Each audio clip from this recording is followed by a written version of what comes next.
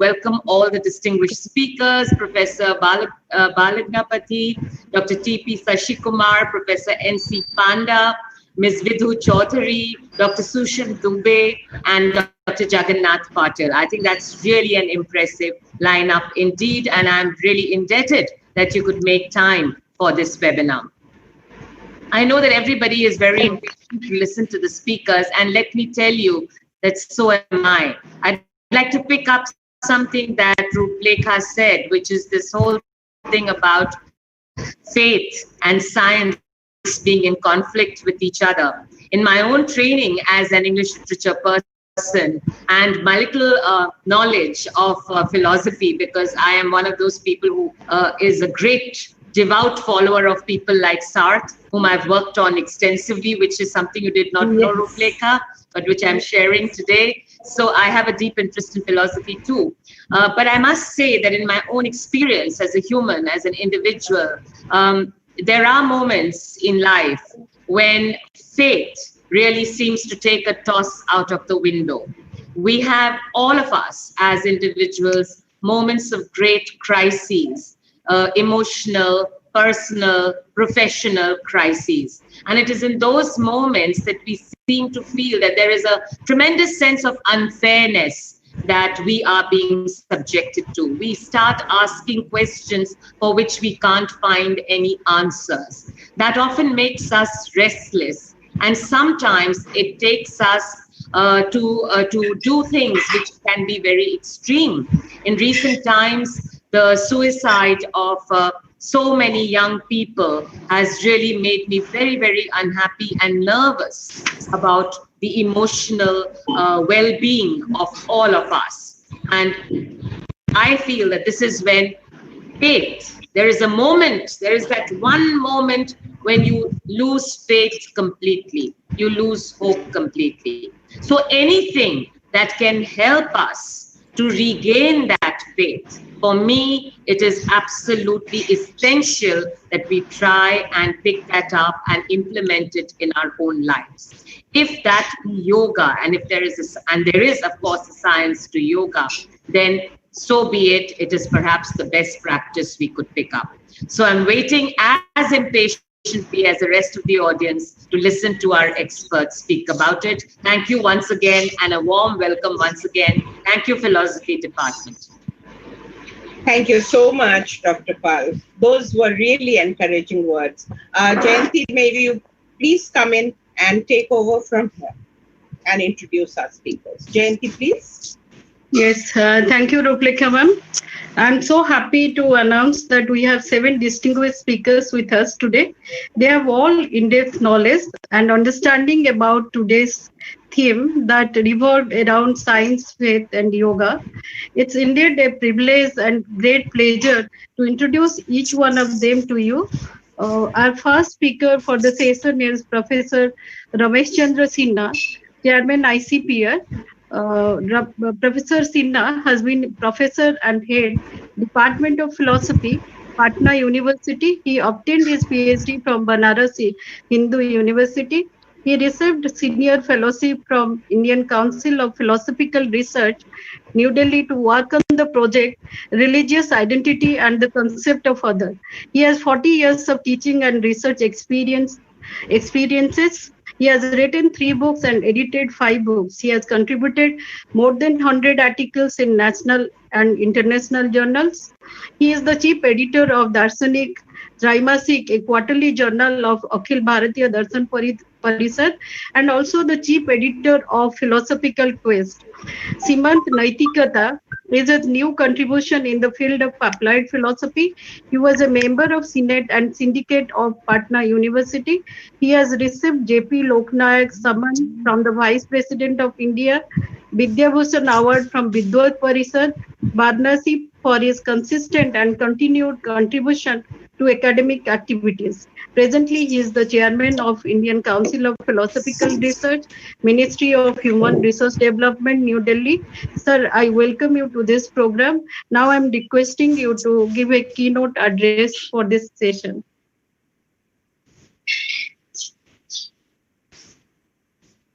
Professor Ramesh Chandra Sinha. Sir, I'm requesting you to give a keynote address. Can you, Deepak, can you see that whether Professor Sinha is unmuted or? Hello? Hello? Oh, okay. Okay. Now I can speak. Sir, good morning, sir. Good morning to each and everyone, especially to principal and the convener or coordinator and the participants. I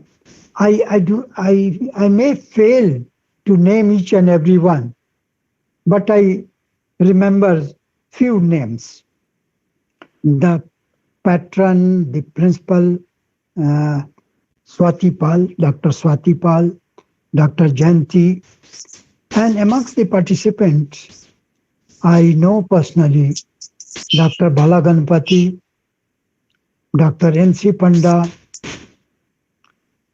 and Sushim Dubey is working with me, and perchance Dr. Upendra Kumar, who had been to ICPR earlier as a director.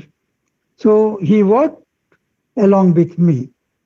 So I may fail to name each and every one, but I extend my namaskar to each and every participant. So let me come to the theme. As stipulated by the principal, that convergence of science and faith, this is the one aspect. And the role of yoga for human well-being, this is the another aspect. So being a student of philosophy, I must explain in a philosophical terminology. Philosophers are fond of philosophizing, and a philosophy is what a philosopher does. So naturally, I must philosophize, and philosophizing is conceptualizing. So let me begin with the relationship of science and faith. Ordinarily, as it has been mentioned, that science and faith, they are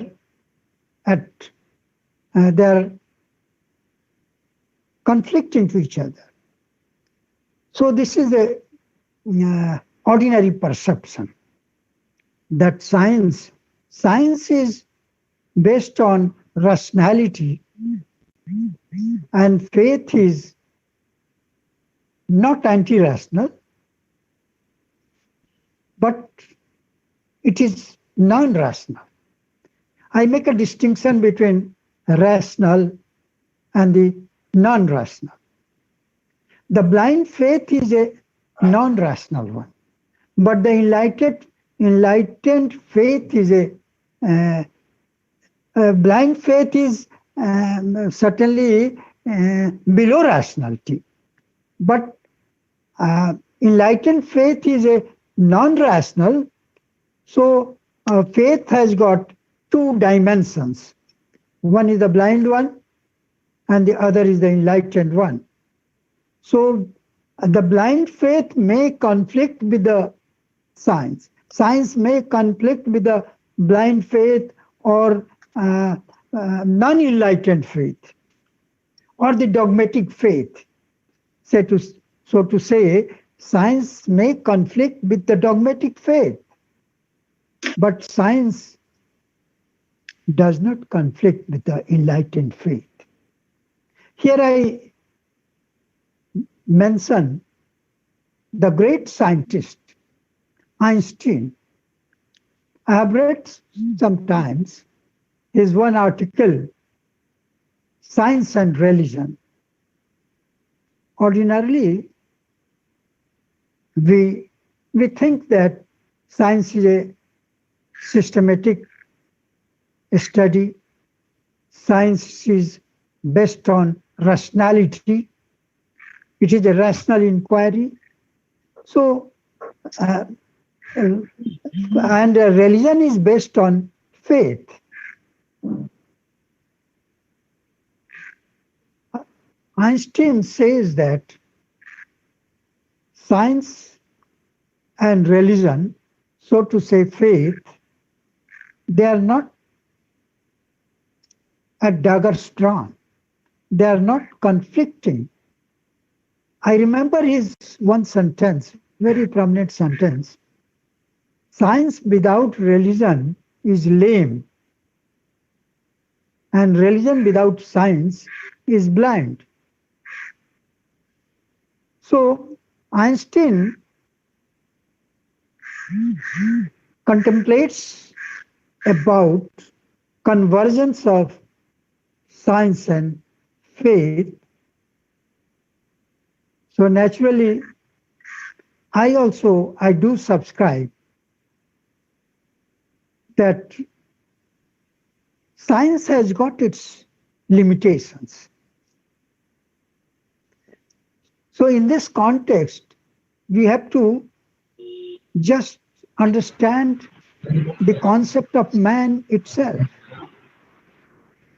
Ordinarily, man is understood to be a physical structure. But we are not satisfied with this definition that man is a physical structure. So we go ahead and say man is a psychophysical being. So this is a definition given by psychologists that man is a psychophysical being.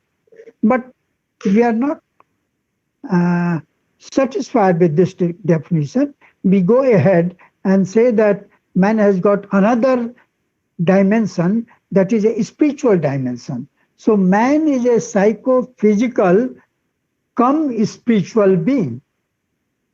Because if we remain satisfied with the psychological aspect, so that don't serve the that cannot give the exact definition of what man is.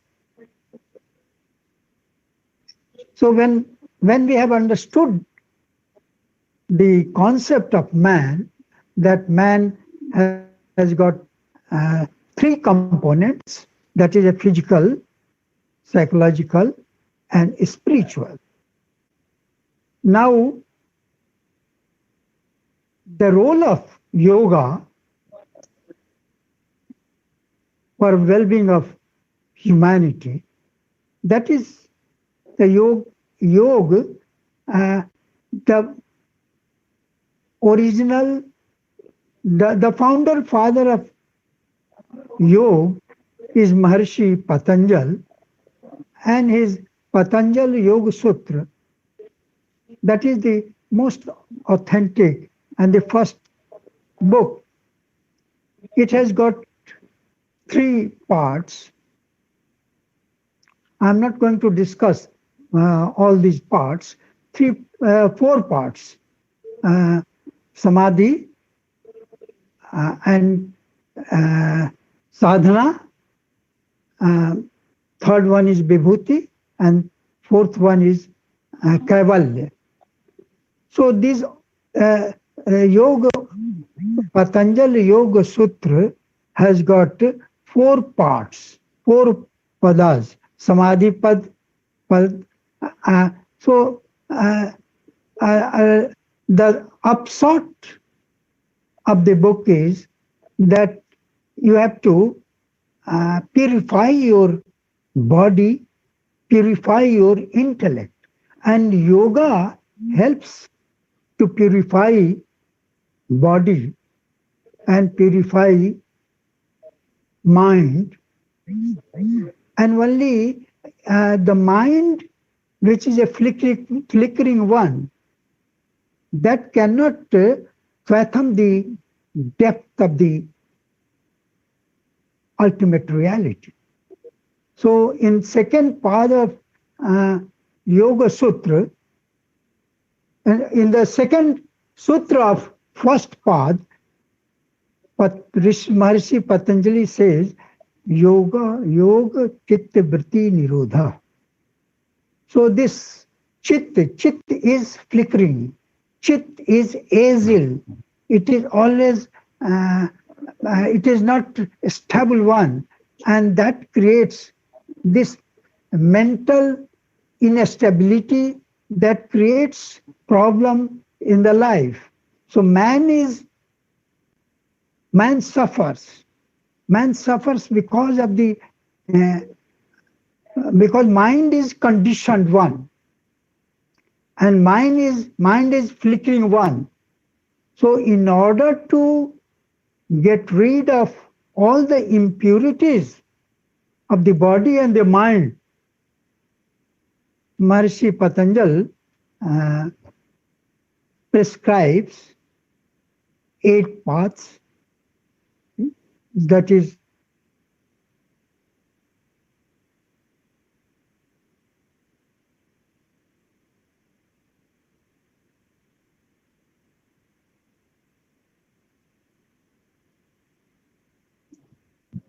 Professor Sinha, you have got muted by mistake. I think you muted yourself. Professor Sinha, could you please, Dr. Sinha? No, Dr. Sinha, you're still muted. okay. Right. Now that's. So now I am audible? Yes, you are. Yes, you are. Okay. Thank you. So I was talking that Maharishi Patanjali, the father of Yoga Sutra or Yoga, he has proposed eightfold paths: Yam, Niyam, Pranayam, Yam, Niyam, Asan, Pranayam, Pratyahar, Dharana, Dhyan, Samadhi. So Samadhi is the ultimate goal. But when we just go through the Yam and Niyam, they are very important steps. Niyam, Yam has got 5 elements: Satya, Ahimsa, Asteya, Brahmacharya, Aparigraha. And this Niyam and means internal purification and the external purification.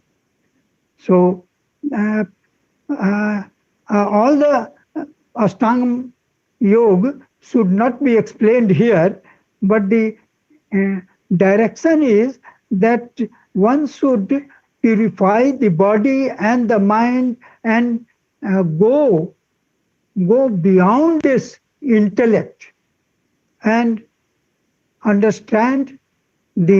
realize the ultimate reality. The yoga contemplates God. Though yoga has got is based on the metaphysics of Sankhya. Sankhya system of philosophy does not accept God, but yoga accepts God. So that is the difference. Though Sankhya and yoga, they are clubbed together, and yoga system accepts the metaphysics of Sankhya, barring this concept of God. So now this Ashtanga mark prepares the way for realization, for the well-being of humanity. So now I will take few minutes. So in this pandemic situation, how yoga is relevant? That is the basic thrust of this seminar. That in this situation, when we are shut within our 4 walls, the whole world is disturbed. So how this yoga plays a significant role? Man suffers from in isolation. There is a difference between isolation and ekant. So if man is in isolation, he may be victim of depression. But ekant is a creative concept. If you are alone and doing some creative work, then it is okay. But isolation creates such atmosphere when man feels depressed, because man has got habit to live in society, live together, think about the well-being of others also. So here I will talk about at present we are not living in a very normal condition. So naturally, even if the coronavirus goes, we will take a lot of time to return to normalcy, to return to our normal life. So we have read in newspaper about new normal society. We talk in the street about new normal one, because it is the rather view of people that we will not be returned to the to normal situation, because there is a mental depression, there is economic depression, and naturally this corona has affected the entire human race. It has not spared the developed. It has not spared the developed one, and it has not victimized the underdeveloped. So corona has affected each and every one. So I contemplated about the concept of the new normal, which I would like to just spell out in few words or few sentences. So this new normal society, this new normal concept comprises three components. I'm talking, since I'm a student of philosophy, so I'm talking about the concept of new normal. And the first component, which I fondly emphasize, is that survival. Second component is social distancing. And third component is compassion. So compassion has got two elements. One is the empathy, and the other is the sympathy. Empathy means feeling into, and sympathy means feeling towards others. This feeling towards others, that is a very important one.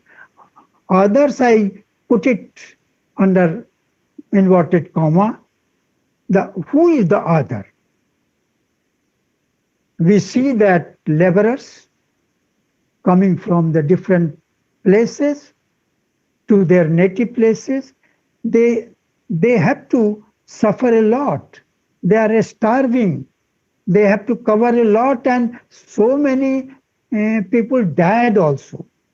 So those who are downtrodden, deprived, and marginalized, and I call them Simant, because the word Simant is not equivalent to proletariat, the word used by Karl Marx. Simant includes women also, and those who are on the margins, though they are economically well off, but they are on margins for social reasons.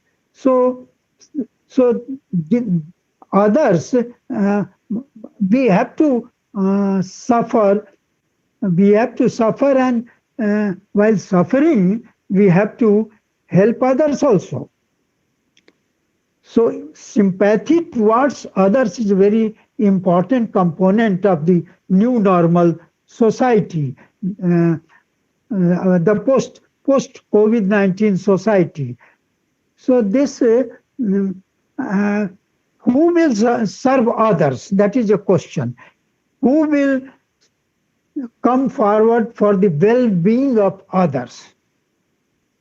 Can a selfish man, can an egoist man will serve others? Can he will be useful for the well-being of the community or others? So naturally here yoga comes, because yoga prepares man, it purifies the body as well as mind. I put great emphasis on the Raj Yoga. So Vivekananda talks about Raj Yoga, and he says that to live is to live for others. So naturally, this compassion is stipulated by Mahatma Buddha. So he also, when a person is enlightened, then only he will serve others. Then he will be serving for the well-being of others. The well-being is a thrust area of this webinar. So now I do remember a book of a great Indian philosopher. The name of the book is Atma Bodh, written by Shankaracharya. So my contention is that unless and until we have got Atma Bodh, we cannot serve others. So this well-being of others, that anticipates that we must have Atma Bodh. And for this Atma Bodh, yoga is very, yoga prepares the path for this Atma Bodh, prepares the path for self-realization. The realized soul alone can serve the society. So now the component, the compassion and the survival, they are interrelated. We must have compassion because we have to survive. We have to the society must go on. So for that, social distancing is a very much talked, and I will not concentrate on that component. But the survival of man is very important. And naturally, we cannot survive only with the food or only with the head. The spiritual element. So the man who is psychophysical, come spiritual being. So this yoga is very effective in preparing man to serve the others and to fulfill the expectation from the society, because we live in society. We do not live alone. Dalai Lama says that man is interconnected. So universal brotherhood or universal responsibility is the contribution of Pujya Dalai Lama ji, who is a modern contemporary thinker living in India.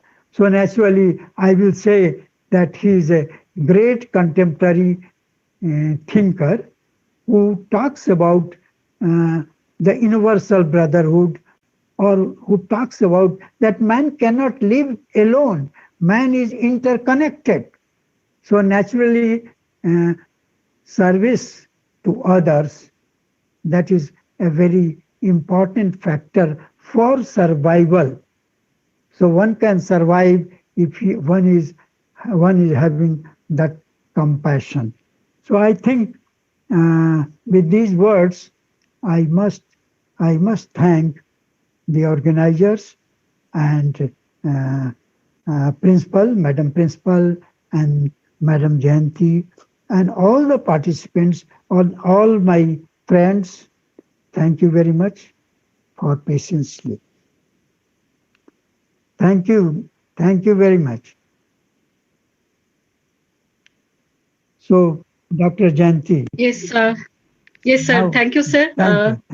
Thank you very much. So thank you, sir, for your insightful lectures. It is well taken that you said that philosophers are fond of philosophizing science and faith. And you have mentioned various aspects of yoga philosophy also. So now I'm going to the second speaker of our day, Professor Bala Ganpati. Professor Bala Ganpati is presently heading the Department of Philosophy at University of Delhi. His research interest lies in the areas of Indian philosophy, philosophy of religion, and social and political philosophy. In addition to teaching and research, Professor Bala Ganpati is certified philosophical counselor by American Philosophy Practitioners Association, New York. Some of his publications include Philosophical Doctrines of Andhakas, Exploring Early Buddhist Sects of Andhra 2020, Revisiting Dana, a Response to Eurocentric Approach 2020, Hinduism in Thailand, Its Presence and Absence 2018, and many of his credentials. He is presently working on a project titled Yoga Consciousness in Mahabharata, the ethical value for societal political well-being, and has completed a major funding research project of ICPR culture through Labyrinth of Globalization, a study of popular imaginations and alternative narratives of digital and non-digital Telugu literature 2017 to 19. He is serving as a regional coordinator of Council for Research in Values and Philosophy, Washington, D.C., and is an advisor member of editorial board, guest editor to several other academic projects. He is a member of committee constituted by UGC New Delhi for drafting learning outcome-based curriculum framework for philosophy 2018. He is a chancellor's nominee for the board of management of Mohanlal Sukhtia University, Udaipur 2018 to 20, and the chairman of governing body of Maitreyi College, New Delhi 2019-20, is a member of governing body of Bhagini Nivedita College and a member of the review committee of Indian Council of Philosophical Research constituted by MHRD, Government of India 2018. Sir, I welcome you to this program. Professor Bala Ganpati. Sir, I welcome you to this program. Deepak, can you see that whether Professor Bala Ganpati is unmuted? Hello? Hello? Hello? Is he there by his own name, or does he have some other name against his? No, ma'am. Professor Bala Ganpati. Yes. I know, but sometimes people log in with another name, which is why I'm asking. No, he's there by his name only, Dr. Pal. He's there by his name. So why don't we just try and locate him on the gallery view, please? Yeah, there he is. But he is muted. I don't know. Someone has to unmute him. Yes. No, he has to unmute himself. There. Yeah, thank you so much. Somebody has muted me, so that's why I'm not able to speak. But now even my camera is muted by somebody. So probably you can request the host to. Sir, I've asked you to restart your camera. Maybe you could do that now. Yeah, now he has given me the permission. Thank you so much. I'm entering into it. Yeah. Thank you so much. Thank you. Good morning to you all. Good morning. Thank you so much, Dr. Jayanti Sahu, for those kind words of introduction. Professor Rajsi Sinha, Chairman of Indian Council of Philosophical Research. Dr. T.P. Shashi Kumar ji, Professor Ansi Panda, Dr. Jagannath Patil, Ms. Vidhu Chaudhary, Dr. Sushim Dubey, Dr. Swati Pal, Principal of the college, colleagues from the university as well as colleges, and dear students and friends. At the outset, let me thank the college as well as colleagues at the college, Janaki Devi Memorial College, specifically Dr. Jayanti Sahu for this kind of invitation to me. I'm so far immensely benefited by the wonderful talk that Professor Sinha has given us. In fact, it is very difficult to speak after Professor Sinha because he exhausts almost all the points that are relevant, and the kind of analyticity with which he moves forward makes the next speakers very difficult to come forward and say something. However, I also I know I have limitations of time. I speak only for 20 to 25 minutes. That's what the time given to me. And I have 3 points to make, and they're on the similar lines of Professor R.C. Sinha, in the sense that in the first part, I would talk about the relation between faith and science that that theme addresses. At the second, in the second part, I will talk about well-being and yoga as Professor Sinha himself has done it. And in the third part, I would be again following Professor Sinha's guidelines and would talk about COVID in relation to well-being. What would be COVID? What would be well-being that we can think of in relation to COVID-19 pandemic? So this is how I have divided. So let me go further on that. The theme is really very interesting, and it made everybody, I believe, all the speakers to think louder within their mind to come out with various conceptions. The first part of the theme says there is a convergence of science and faith. So it hints that there is a convergence. Is it that it is hinting that there is a convergence, or is it that it is asking us to look for a convergence, or is it that the present situation is demanding a kind of convergence between faith and science? This is very interesting. So in order to begin the discussion, the question that is to be asked is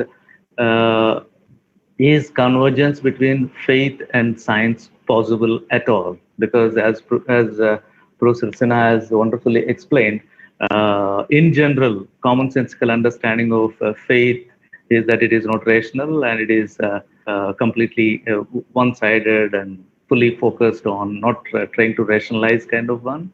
And science is supposed to be the rational and something that is beyond the faith. Okay, so that is how both seem to be a kind of binaries. So is it that though both of them appear to be binaries, is it that they are binaries is a very important aspect that we have to address. And that's where Professor Sinha's exposition exposition of faith in terms of, or division of faith in terms of blind faith and an enlightened faith is very important. And the blind faith, of course, appears to be antagonistic to scientific understanding, but the enlightened faith doesn't seem to be antagonistic to scientific thinking. But if that is the case, what is this enlightened faith is also very complicated one to articulate, because once you start articulating in the language, if you start talking about enlightened faith, that also complicates our own understanding and exposition.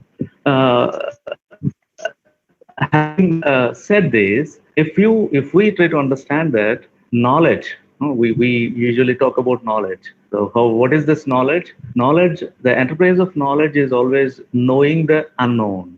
Okay, so every attempt of science is to know the unknown. The expansion of scientific knowledge, in fact, science as a methodology tries to help us in discovering the unknown and bring the unknown into the sphere of knowledge. And if you take this to be the beginning point of any form of knowledge, then in fact, faith also tries to tell us that even through faith, you can reach out to some of the unknown areas, and that is how you can expand the knowledge, the domain of the knowledge. probably these two, the domains or the methodologies of these two may be different, but do we completely understand them because of this variance of methodologies? Can we completely understand them to be binaries? This is the question that I would like to pose to all of us, because binary means, in general, we all know binary is an opposite. Okay, if I say water, then probably somebody would say fire as the binary of water. Or if I say male, somebody, can you hear me? I'm sorry. Yes, we can hear you. Don't worry. Yeah, Hear you clearly. yeah. If I say feminine, then somebody would come forward and say that masculine is the opposite of it or binary of that. But actually, I don't subscribe to this kind of a view, because I have my own points to disagree with this kind of binary expositions. And this binary way of looking at the world itself is very violent kind of an attitude to in the epistemology of the individuals. This is what I would feel. But it's not the time to get into that. But my point here is, are we should we consider them to be binaries? That is question number one. And the second one is, sometimes we also think that science is also based on faith. Don't you think science is based on faith? When I say this, see, people have believed in Ptolemy's theory for a long time, until Copernicus came into existence and told us that it is not the Earth which is at the center, but it is the sun. Which means, until then, the scientific understanding has posited something to be true and fact, and later on, even scientific theories get proved to be wrong. In that case, until then, how we reposited, how we believed it to be true is only based on our faith. So this is what, in fact, Thomas Kuhn and other philosophy of science scholars try to point out to us, that science is also limited in the similar way, if not in the similar way, at least in a different way than faith or religion. This point is very important, and we have to make note of this point, because new discoveries in science always contest earlier theories which we accepted them to be universal. So this point is very important for all of us in understanding the limitations of science, and that is how putting it antagonistic to faith may not be really a fair kind of one. But can we also say, coming to faith, that most of the things that we believe in or we reposit faith in are not rational at all, or are not scientific at all? This is how most of the aspects of classical Indian tradition are discarded, saying that no, they are not scientific. When they say they are not scientific, what they mean is they are not scientific in the sense of modern Western science has developed. But otherwise, in Indian tradition, if you look at, the term that is used is Shastra. Shastra for philosophy, Shastra for science. Ayurveda is a Shastra, which means it is science for them. It may not be science in the sense that modern Western science is developed, but it is a kind of another form of science that we believed in. Okay, so believing or repositing faith in such kind of science, do we consider them to be wrong? I don't know, because faith sometimes is also scientific. Faith, especially in the traditional aspects of living, that's what we are now looking at, right?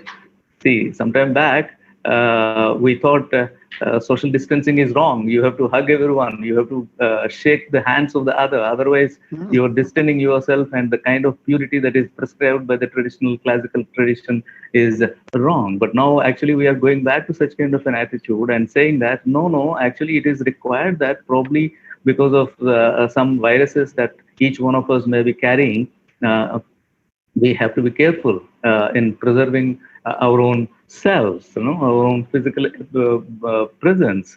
So this is where the relation between science and faith seem to be not so clear cut. Okay, so that's what I would propose in this context. In fact, if you look at the COVID pandemic situation in which we are all now, transition period, we understand that the very foundations of faith and the very foundations of science as well are equally affected strongly. You don't know on which you should deposit your faith, and you don't know whether science is really taking you to better situations than the past. Because probably in the classical times, whatever lifestyle that was prescribed, since we have come out of that and we have developed a different kind of lifestyle now, which has taken us away from the earth, away from the natural elements, away from our own ways of eating and being healthy. Okay, all these have contributed to a kind of different kind of situation now, where our own immune system is vulnerable. So that is where the traditional eating habits and traditional living habits are very important. And that's where I believe the pandemic, COVID-19 pandemic, has strongly affected the foundations of both faith and science, modern Western science, I mean, equally. And this is how it is very important to probably we have to think, we have to build faith and science on a new foundation, or on different new foundations for the post-pandemic new normal that Professor Sinha was referring to. If at all we are looking at the new normal, then what kind of new normal it would be, and whether we would have faith, or we would have only science which is based, and what kind of foundations must it should have, whether it would be the same kind of similar kind of ones which were existent pre-pandemic, or would it change? These are important aspects to deliberate. And of course, it is open to all the scientists and social scientists, but it is specific to philosophers, which is very important. Now, let me move to the second part of my discussion, where I would be delving on yoga as a perfect path of well-being.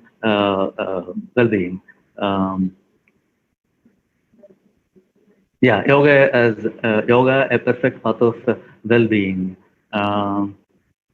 So in this kind of a situation, in this particular phrase, I was just thinking, like, what kind of yoga and what kind of self well-being are we talking about? Okay, what is well-being is the first question that we have to address if at all we are talking about yoga as a perfect path. No, we are saying that it is the path, it is the means, and well-being is the end. This is what the theme tries to tell us. If well-being is the end point and yoga is the path, okay, means, then we have to address the question, what is this well-being that we are referring to? In general, if we try to understand well-being, the state of being where we are comfortable and we are healthy and happy, this is the general understanding of well-being. Well-being is a state where one is comfortable with oneself and comfortable and healthy as well as happy. And if we go by any kind of definition that we have to look at, then the definitions that are available would be hinting at well-being as presence of positive emotions. Well-being is a state where there is a presence of positive emotions such as contentment and happiness, and absence of negative emotions such as anxiety, depression, etc.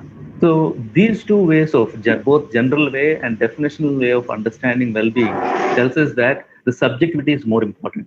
The subjectivity of the individual is more important. And it is also tells us that to some extent, it is a subjective perspective. But does that limit it to only subjective element alone? If that is the case, you can sit anywhere and you can say that I possess well-being. No, that's not going to be really the case. The external conditions are also equally important. The subjective state of well-being is also affected and dealt in relation to the objective conditions that are existent around us. So, but to what extent is the question that we have to answer a little later. But otherwise, well-being as a concept of discussion in the academic world is very diverse, and we find expositions from physical sciences and social sciences, and we find people talking about physical well-being, social well-being, emotional well-being, psychological well-being, economic well-being, and many others. So it has given a multidisciplinary approach, and this diversity has in fact distorted or marginalized or fragmented the understanding of well-being, which is the present state.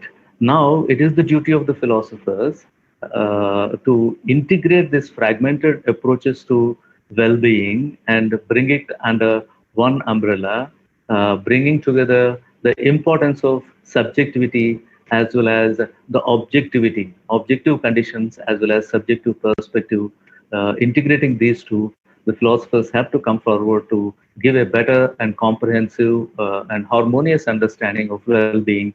That is what is important, especially in the context of certain misconceptions about well-being that are existent in the world. For example, let me hint one misconception that we have, that societies with higher economic development have higher levels of well-being. This is what, in general, people think and believe. But actually, the societies with higher economic development do not seem to be. If you explore a little and try to understand it in a better perspective, deeper perspective, then you would understand that societies with higher income, higher economic development are in fact not giving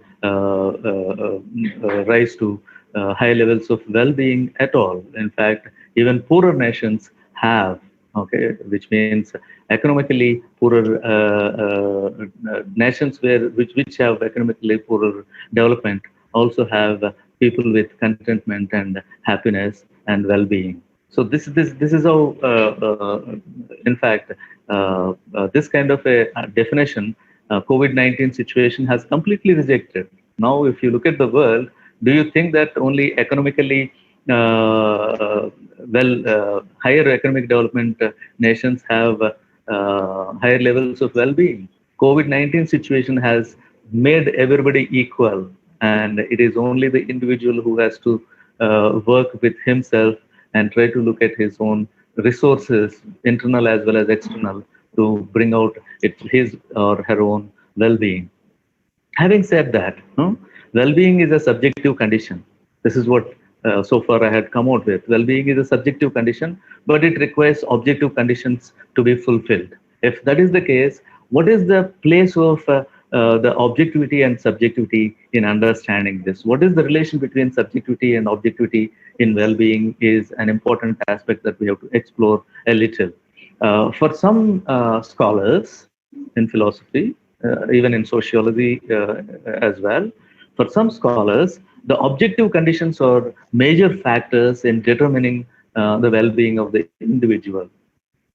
But there are some scholars who argue that objective conditions are only of incidental value, and subjective perspective is very significant in understanding or in feeling, experiencing the well-being of the individual. And this is where the Indian tradition is strongly rooted, especially the tradition of yoga is also rooted in this. And let me, in fact, Professor Sinha has already mentioned this, but still, it's not wrong. It would be wise to repeat those things once again, like the kind of definition that Patanjali Yoga Sutra provides us in terms of yogaha chitta vritti nirodha. What does it try to do is it tells that external conditions are important, and external conditions always try to distract the individual, the subjectivity. But in spite of that, the subjectivity has to be pure. No, it should control the mental modifications. Chitta vritti nirodha. So the vrittis of the mind are to be controlled, and that is how subjectivity is stressed here. Objectivity would always exist in front of you, but subjectivity and the way you control your subjectivity is very important, which is stressed strongly through this definition. There is another definition that we would come across.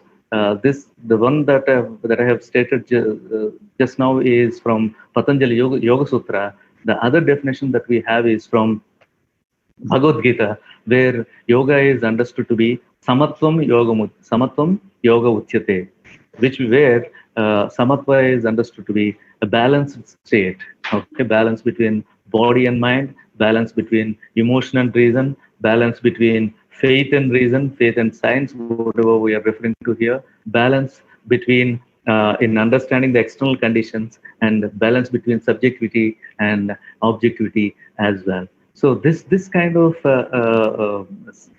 excessive or required stress is laid on subjectivity, which is very important, and that is how yoga has a significant place in understanding the well-being of the individuals.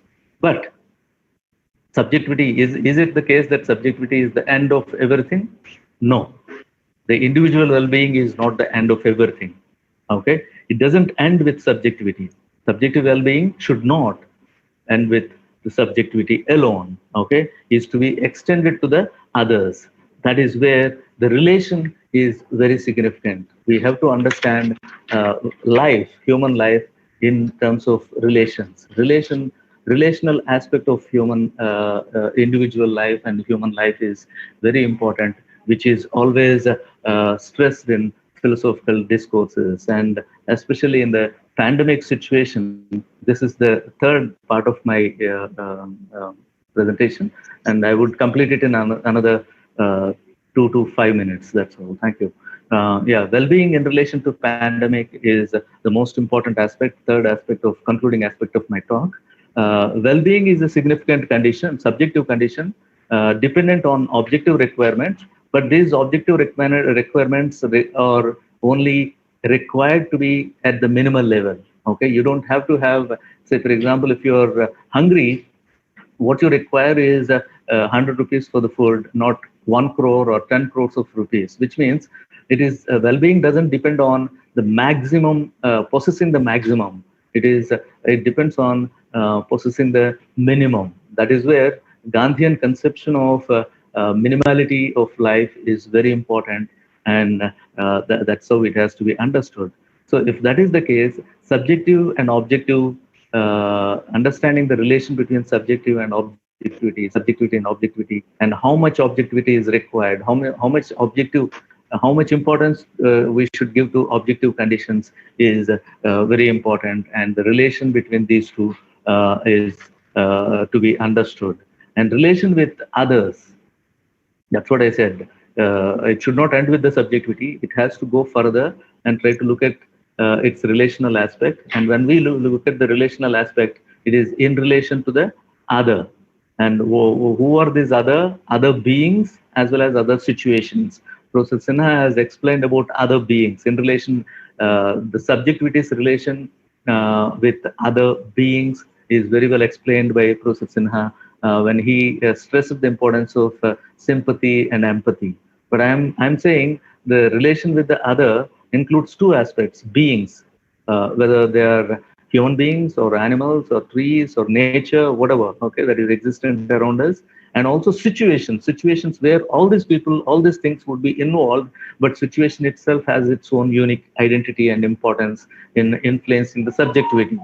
So that is where these two, beings as well as situations, affect us strongly. Yeah, sorry, am I exceeding my time limit, Jayanti? Yeah. Sir, you can conclude within 2 minutes. Yes, yeah, 2 minutes. I am concluding. Yes. Okay. Yes. So if that is the case, in this kind of a situation, like pandemic is posing, now we are all in the lockdown, isolation, and social distancing is the nature of the present scenario. And how do we build the relationships? Because we understand that in the present context, the world around us is temporarily suspended. We have suspended, our epistemologists have suspended the world around us, which is still there, but we stopped interacting with it, thinking that it is going to be, it's not going to really help us well. So that is where we are using the instruments like isolation, lockdown, and self-distancing, and relationships get affected as the external world is suspended. And if the external world is suspended for a temporary time, how do we interact with this external world once it gets reopened to us.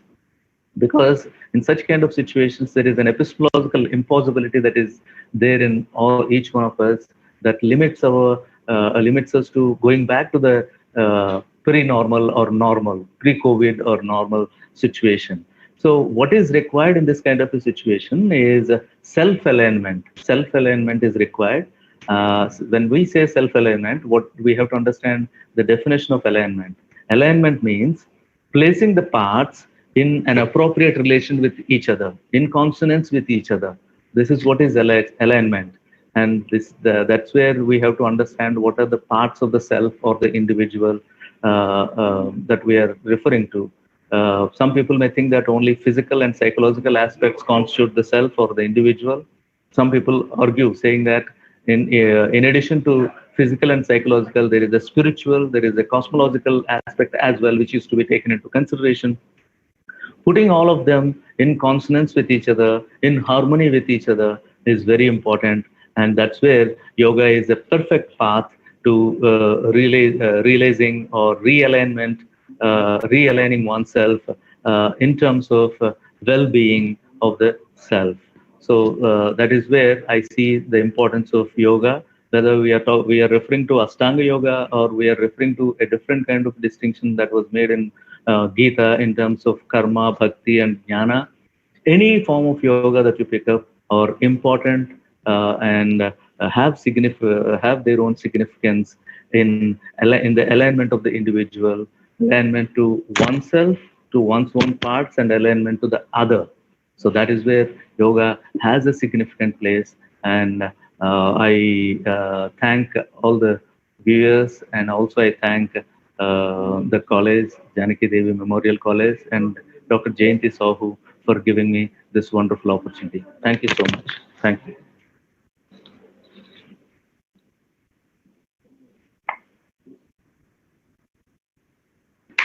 Thank you, sir. Thank you for your beautiful presentation. It's well taken that yoga is as a perfect path of well-being.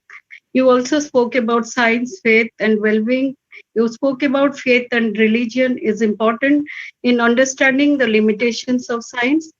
And also, finally, you said that philosophers have to come forward to integrate subjective well-being between objective well-being. It's well taken, sir. Thank you so much.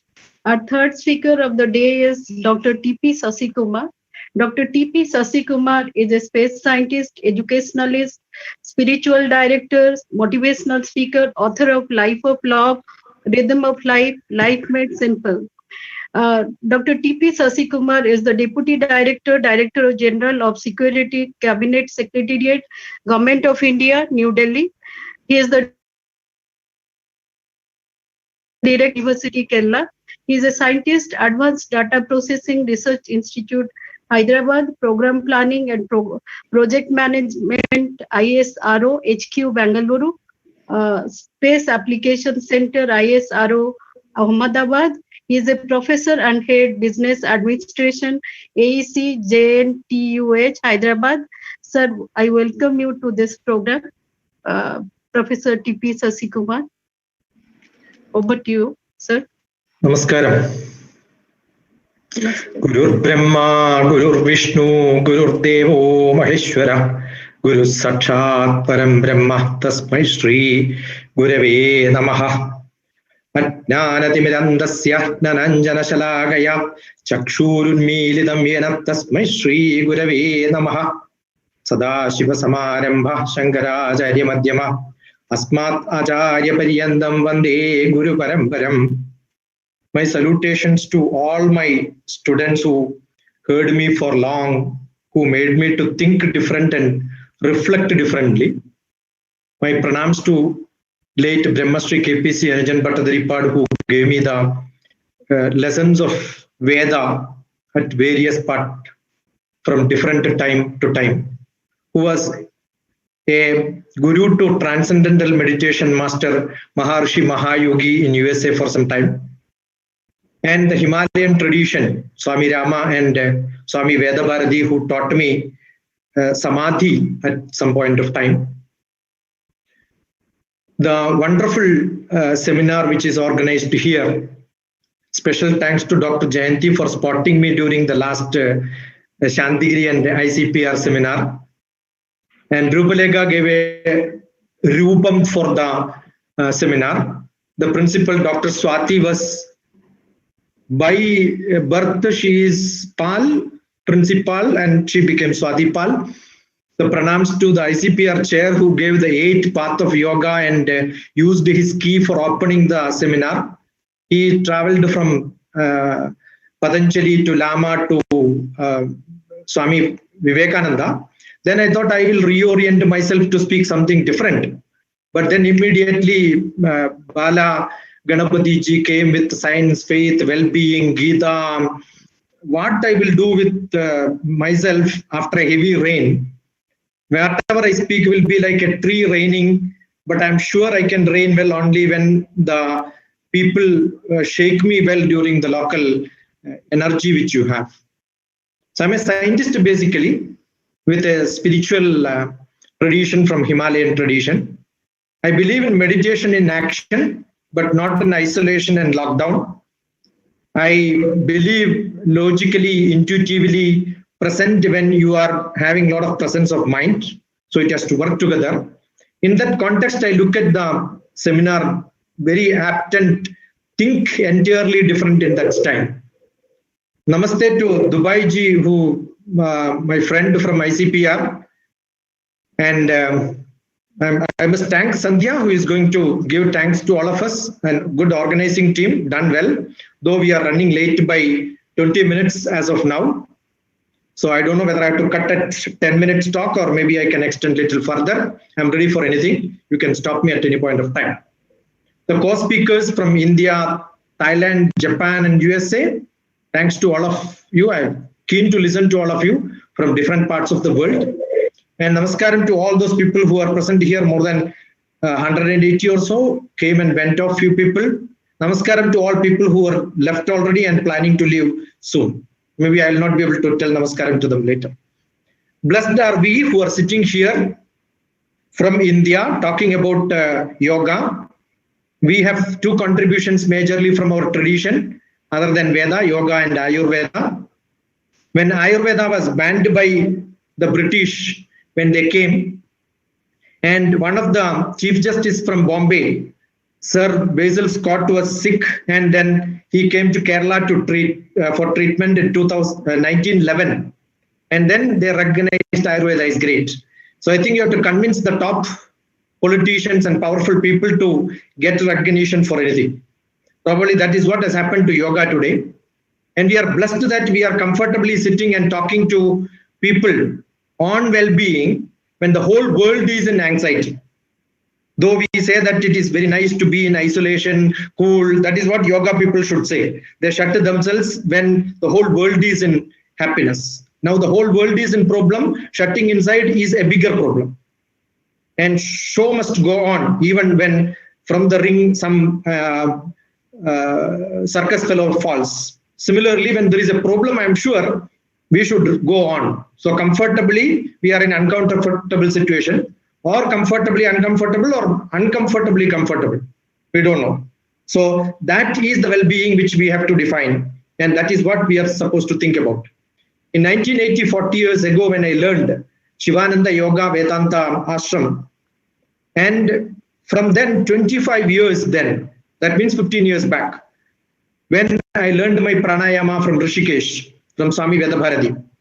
I want to say that I'm basically a classical orthodox class of tradition where I belong to. And I come from a small village, from a 200-year-old house in a hermitage, which you can see on YouTube, with a lot of children, teaching them the life and science of life. The science of life. It is not art of life. It is the science of life. It is not the packaged studio program like the yoga which people do today. We take them out, get drenched ourselves in rain for 6 hours, and then see that you are not sick. And you don't have any breathing problem, no asthma problems after that also. That is where we have to supposed to learn, and that is what is yoga, living in nature, not shutting yourself in an AC room and then practice. I'm sure Delhi people cannot practice breathing outside because it's totally polluted. So it's not the well-being by self, it is the well-being in the nature. And the whole nature is well-being, I'm sure you can also be in very well. And I'm sure we have to think about the world around us. But how much percentage of us are open to this? When we have a magic cell phone, a smartphone, not even 10% we explore. In this body and the nature, we don't even explore 1%. And that is in the context we are talking about. Do you know that in astrology, I'm also an astrologer, there is something called a Chanakya Yoga. Everything is in the 8th house and 6th house and 12th house. When the birth chart, the ascent from the ascent, the stronger basics happens, then nothing will be good and everything will become good when we just transit from that. And we have a lot of Parivartana Yoga, which talks about the Maraka Dasha. And there also we call it as Dasha, the good and bad problem. The yoga, the joining of good and bad, the joining of different the aspects of planetary system. That is also yoga. Here we have a blind faith and a scientific inquiry. Do we start any scientific inquiry without a faith? Is there anything blind in this world? I feel there is nothing blind in the world. There is only faith and have no faith. If you have faith, faith is blind. If I say this is a pen, I believe this is a pen is wrong because I know it is a pen. So the faith and no faith, the difference is knowing and not knowing. That is why the first pranam which says Atnana Timidandasya, not having knowledge is a timidam, it's a blindness. So if you don't know, then you have a blur view. So what is Guru's Acharya's job? Giving a kajal to your eyes so that your visibility becomes perfect and you know what are you seeing. That knowing is what is logic. The knowing is the self-inquiry which we are supposed to do. So here there is a convergence of science and faith. I'm saying it is not convergence, it's already there. No science starts without a faith. We need axioms. We need some faith in ourselves when we start doing our research. That is why it is called a philosophy. We have a drishti, we have a vision in our life, and that vision. And do yoga offers a perfect path for well-being? If the well-being is perfect, then it is fine. It cannot be perfect because people are always eager to change their perspective. And therefore, the well-being cannot be a well-being. When you reach some level, you want to raise higher and higher and higher. So it is not a perfect path to well-being. Whether the yoga gives a path for that, then we should ask whether the yoga path is perfect or not. Is the yoga path perfect? Do you know the history of yoga? Do you know what is happening today? The Shastram or science, when we call Shastram Pramanam, Pratyaksham Pramanam, Aptavakyam Pramanam, Anumanam Pramanam, Om Shanti Shanti Shanti. If you take this Pramanam, which is Shastram, which is told by great fellows and great people, and not science. Shastram is not science. That is where we go wrong. Most of the time we understand Shastram is science. Science is not Shastram. Sakshat anubhave drushto na sruto na guru darshidaha lokanam upakaraya etat sarvam pradarshidam. What is useful for human being is what is called the science. Acharya Nagarjuna. He is the one who was a chemist in 13th century. He was a scientist, he was a philosopher, he was a great doctor by himself. That's why we have got Acharya Nagarjuna philosophy, Acharya Nagarjuna's health center also. So it is not two different things. It is Lokesmin Divita Nishta Pura Prokta Mayanaga Jnana Yogena and Sankhya Yogena, two yogas in Bhagavad Gita Karma Yoga. But that he is only telling in 2nd chapter. When you reach up to the 18th chapter, it is Sannyasa Yoga. So where you think about logic and Sankhya Yoga should not be stopped. You reach up to from the violent stage, the Arjuna Vishadam, to the silent stage, Moksha Sannyasa Yogam. That Moksham is the well-being. The Moksham is what gives you happiness. It is not just a bliss, a happiness which is shown in the face, but it's an inner bliss. That is what is given. So that is why Bhagavad Gita is called the Yoga Shastram. When we say Yoga Shastram, it is not today's science. You cannot put in pipette and burette and then experiment and then find out. That is not possible. So when you have this sort of a concept where you really understand that no reason or reason is not what is the question here, whether it is an internalized reasoning is possible or not, because everything in the world is manas, what you think is important. Purne manasi sampurnam jagat sarvam sudadravaihi upana gudapadasya nanucharmastrudaiva guhu. It's the intuition and reasoning. What is the difference? Intuition is instant. That comes from the manas. What is reasoning? That comes from the brain, in the buddhi. It is very difficult to merge them together. Nelson Mandela once said, you cannot have good head and good brain. The faith religion, not clear, Timiram, saying that this is believing that this is a pen and to prove that it is a pen, and lamp which is not lighted when we call it as there is a lamp there, and the sun which is not having a light here today, we know it is going to come. That is why that hope is proving. And what is life given to us when we live, that becomes that joining of life, the rational and intuition together. That is what is yoga. The yoga is both physical, intuitional, mental, and that is why it becomes spiritual. The fivefold: physical, mental, or the emotional and intellectual, social and spiritual. We have to make that to believe to the other people, not my feeling alone. That is possible when you are spiritually higher. That ability is the fivefold development. That is what is the path of yoga towards the well-being. Is that happening in today's what is called as yoga generally? We don't know what is called as yoga and what is yogam. The traditional yogam, which is joining of all this together.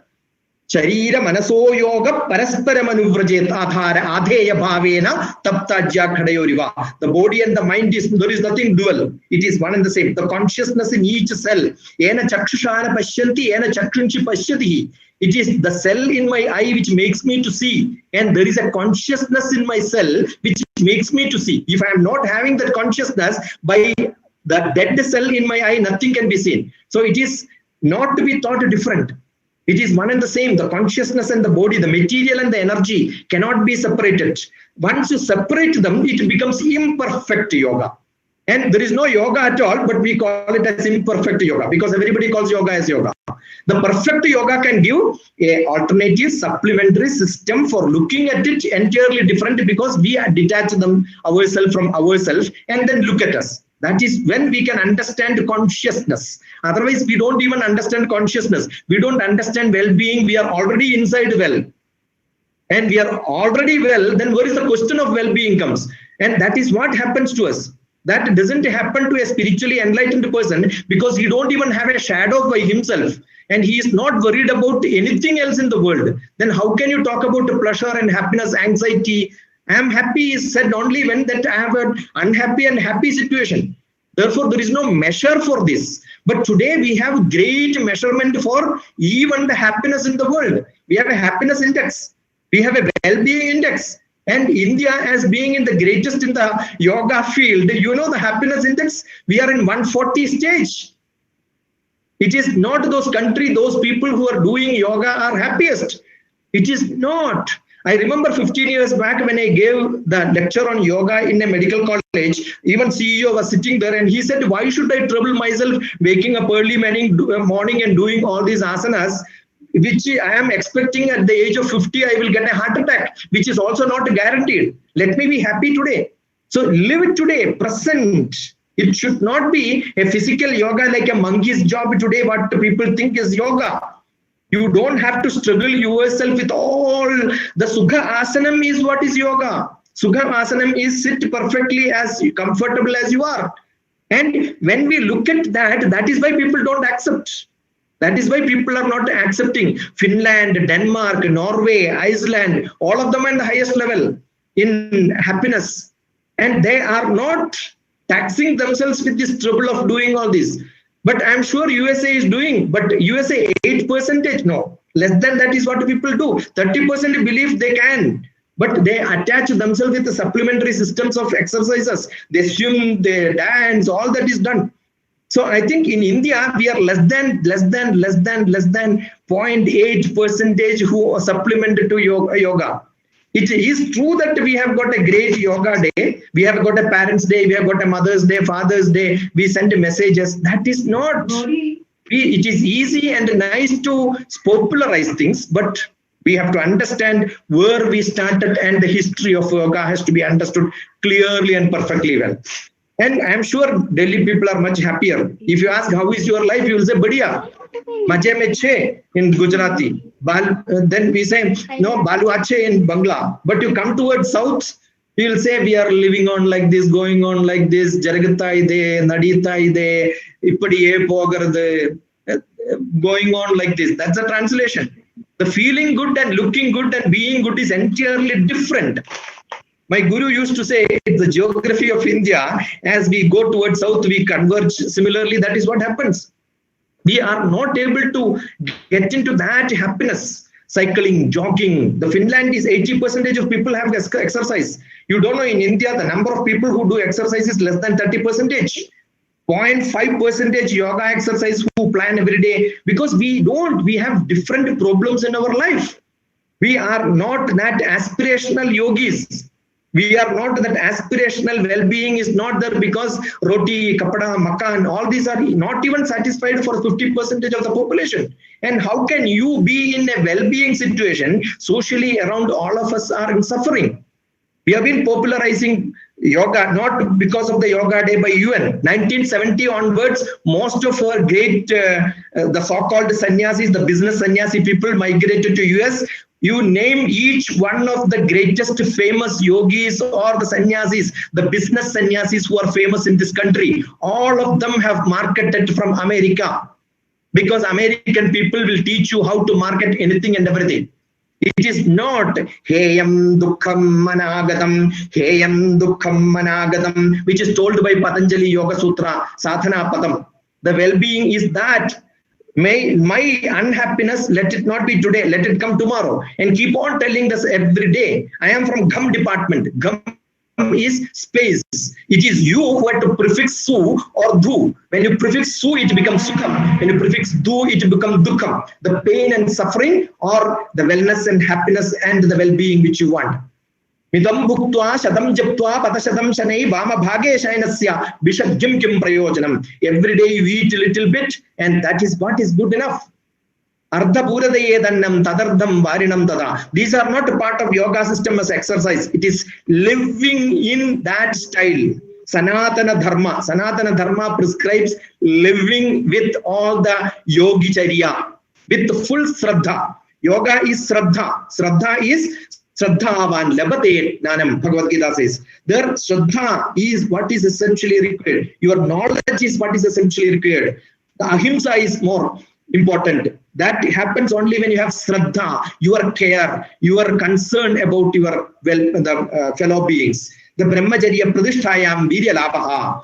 That Samadhi, Ishvara Pranidhanam. The Samadhi take you to closer to the Ishvara. That is what is yoga. Yama Niyama Asana Pranayama Pratyahara Dharana Dhyana Samadhi. That Samadhi is where you have to reach yourself. It is not by forcing yourself. The Vayu in Ayamam is called Vyayam.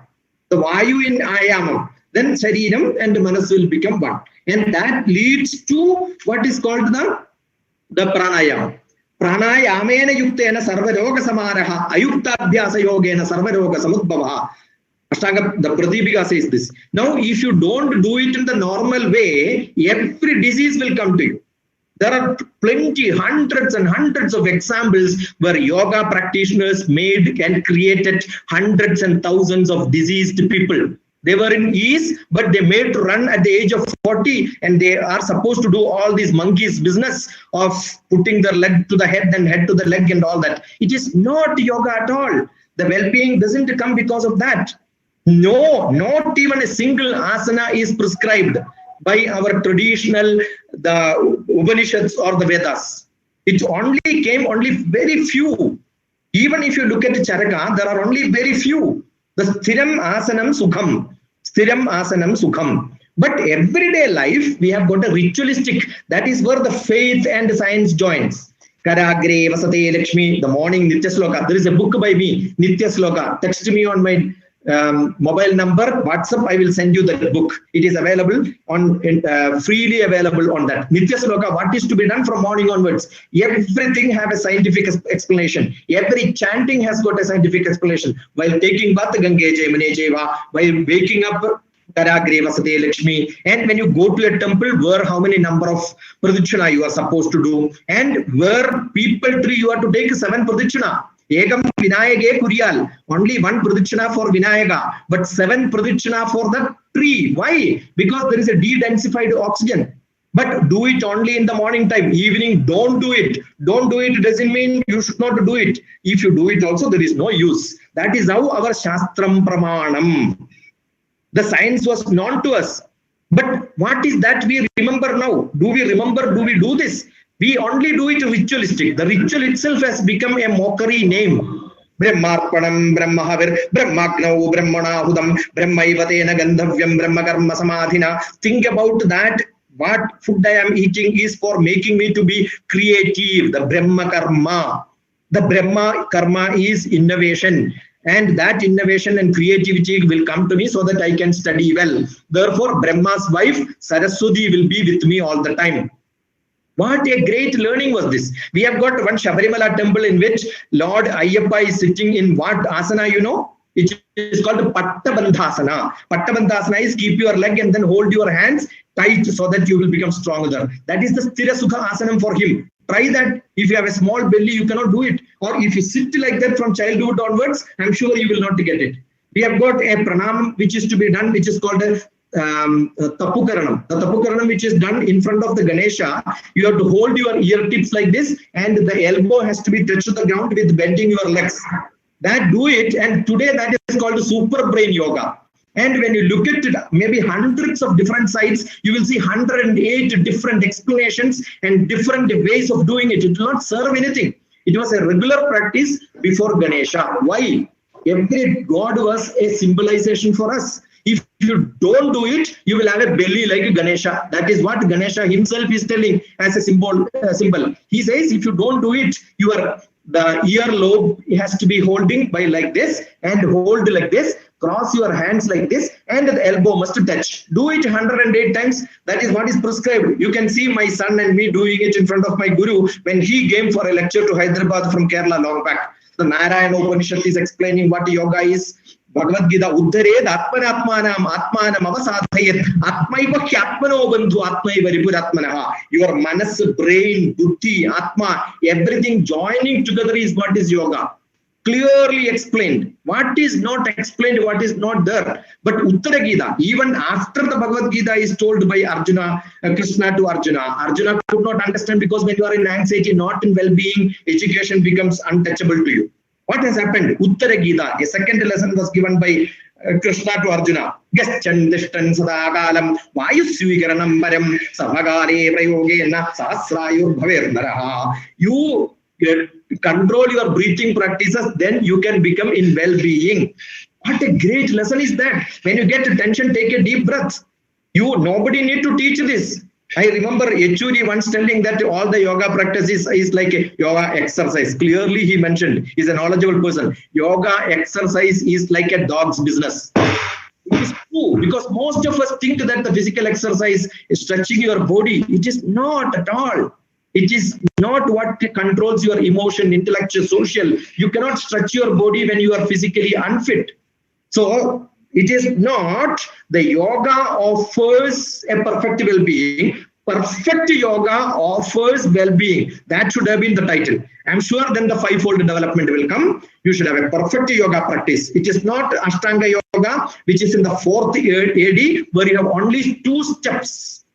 Reduced to only pranayama and yoga by somebody, and then got into the acharya who make themselves hundreds and the whole Iyengar.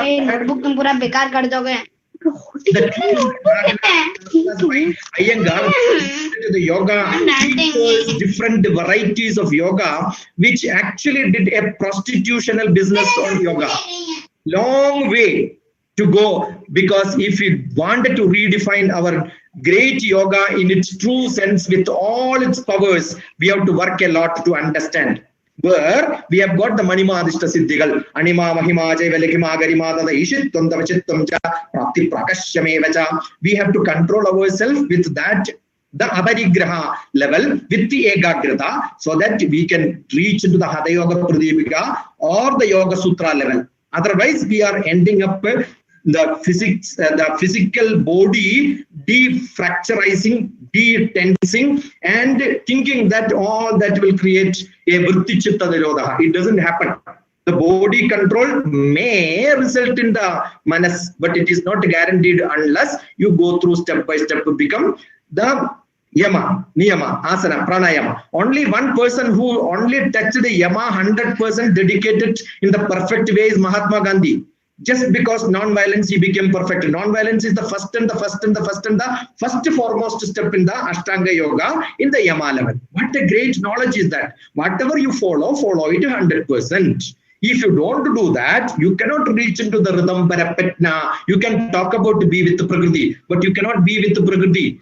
All Sankhya people are atheists. It is nice to be an atheist so that logically you think about the spirituality and self-faith and attitude and Shraddha will be there. So you should have that unfaithfulness. You should have a doubt that this is not a pen. Then you will start looking at it for writing and say, oh, you realize it is. What happens is we have a blind faith. So science is not bad. Science clears the faith and takes that to science. That is what is essential. The yogis of Tibet, the Kapila Sankhya Yoga, the Krishna, and either Jain Maharshi or our Buddha Maharshis or the Kapila. Now, none of them started a hospital. But today you can see all Swamis who are into the yoga practice, they also give medicines. Why? You don't have faith in this system? Why do you want to start an Ayurvedic shop? Or some of the yogis also run great allopathy hospitals. Why do they do that? Because they know that when they do, some people will become sick. So it's a dual business. So you have got a medical shop and a hotel. Similarly, you have a yoga center and a medical shop. What is this? If you are not able to create yourself in the Kaipalya Upanishad way with Egatva Bhavana Yogam, Tyagena Yogena Amrtatva. Where is Tyagam? Where is Yogam? You can have only Tyagam. I don't want must be the feeling. But they are all people I want. They call themselves the sannyasis and yogis and rishis. Where is that? You look at, or is only one rishi which I have seen or whom I have seen. Upadesha Saram by Ramana Maharshi. There is a nice video clipping 2 times I taught Upadesha Saram. One in US, one in Hyderabad. Listen to that. You will understand what is that. The Chitta Shodhakam Mukti Sadhakam Pranabandhanat Liyate Mana Chitta Darshanam, Tattva Darshanam. It cannot be read line by line. It has to be read as a whole and then go into line by line. I'm sure you will understand the relevance and you understand the credit and the what way you can implement that in your life. We can go on and on. But most important is being swasthan. That swasthan has to come only when your aswasthada doesn't happen to you. The aswasthada happens when you have got the brahmacharyam, garhasthyam, vanaprastham, and maybe sannyasam will come at a later stage. But your problem is you are looking into sannyasam even at the brahmacharya level, garhastya level. Where do you go for vanaprastham? Because you always I want. And that if you cannot stop, I'm sure you are not going to enjoy your life. That chitta vritti nirodha should happen, and that is what our Patanjali Yoga describes and prescribes. Atma Samyamana Yogam, the chapter number 6 of Bhagavad Gita, clearly talks about this. And then you don't have Sri Krishna putting his head down and Surya Namaskaram doing or Shirshasana doing. You know, the Shirshasana was a gymnastic pose which was implemented by Iyengar's guru in Mysore Raja's kingdom. When Raja wanted to entertain, he called the gymnastics people and some yogi people together and then asked them to blend and create a system where he can enjoy. Otherwise, you would have seen our Jain Maharshi, Buddha Maharshi, all of them standing head down. Why is it not done? They are all standing straight. The Brahma created to stand with the 2 legs. If Brahma is foolish, that he will ask us to keep our head down. The Brahma has given the 20% weight to our head, 1/5 of the weight. And we are not supposed to do Shirshasanam. Some people are created themselves for such asanas. They will not become sick. Otherwise, you will become sick because of that. And the Hindu text in Bhagavad Gita, which clearly talks about the whole inspirational poem, is not to stay stable and sit at quiet. You are supposed to fight war. And it is a winning war. That is what is given as Dhyana Yogam. Your action, your activity has to be in Dhyanam. It is not closing your eyes and not seeing the society around. You have to open your eyes and see the society around and see your duty is perfectly performed with total devotion. That is what is Dhyanam. We have misinterpreted most of the textbooks of ourselves, which we keep teaching, but we don't implement. Mahavira, Buddha, Krishna, Rama, all the traditional gurus, acharyas, look at them, what they said. And then you will contradict all the business sannyasis of today. All the yoga masters, I don't know where this master, we have a dog training master. They train the dog. And we have got great tradition. Understand how the Yogini temples were created, how the Gajaravo is created, all the dance forms. This is also essential. I have not seen Swami Vivekananda, who was a good gymnastist, who mixed gymnasium with yoga practice. It is 1800 end, but 1920 is when Iyengar started this business. Now, I have only one story to tell you. That is the ship of thesis. I don't know how many of you know this philosophical metaphysics of identity, the ship of thesis, which taught that a person who, when the ship became bad, people started removing spare part by spare part and replaced new spare part to that. At the end of the day, you have a ship with no original spare part. And with that removed spare part, the people started creating another ship or many ships. This is how it happened. The Western philosophy, which talks about these sort of a Hercules and Plato, I think it is in 500 BC or sometime. This ship, today, do we call this yoga where everything is removed and you still call this as yoga? Or do we have to think about creating a science of yoga, yoga of science, science behind the yoga, and brain, buddhi, manas, everything, put them together, and indriya controlled by this, like a software controlling the body, which is a physical hard disk, and put that into and reboot and reformat and create a new style? Probably that is essential. If you don't do that, I will tell you, the whole world today says yoga is given by India. They will start blaming India for making many people sick in this world. Because we don't have real good gurus. We don't have that perfectness in most of the people who are doing. They're all 1 week trained and given certificate like any other business. We also started doing this. The brands of Yogic Studio, and we have hundreds of such people.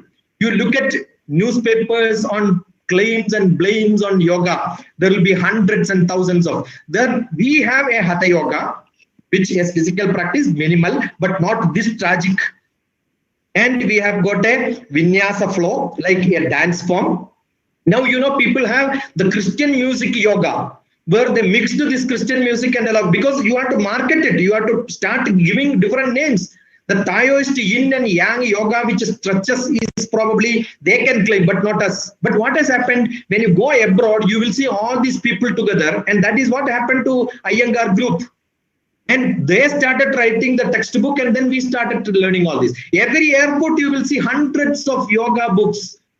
Is it that Bandha Yogam? It is that Mula Bandha Yogam, it is the Sahasra Bandha Yogam, it is the all that what we hear today. We don't see that motionless pictures and stillness. We have gurus, they add Sri or Sad by themselves as a prefix, and they start telling that I am an Acharya, I have a Sad, and I have a Sri, and all of them have gone to USA, learned beautiful English. I don't know how many of you have seen. If you have not seen, watch this movie, Chappaqua. In 1969, I think. It's a beautiful Chappaqua. Chappaqua. What happened in America when all the so-called business sannyasis went there and made those people who are in opium, ganja, started changing their spirit to spirituality. A direct transition. And what is that bad dreams they had? This beautifully, we have got a Shivananda Yogi, I think. No, Sachidananda Saraswati, who acted in that. We also have got a great Wild Wild Country movie. That's there on Netflix, created by Netflix. If you look at it, you will understand what happens into that.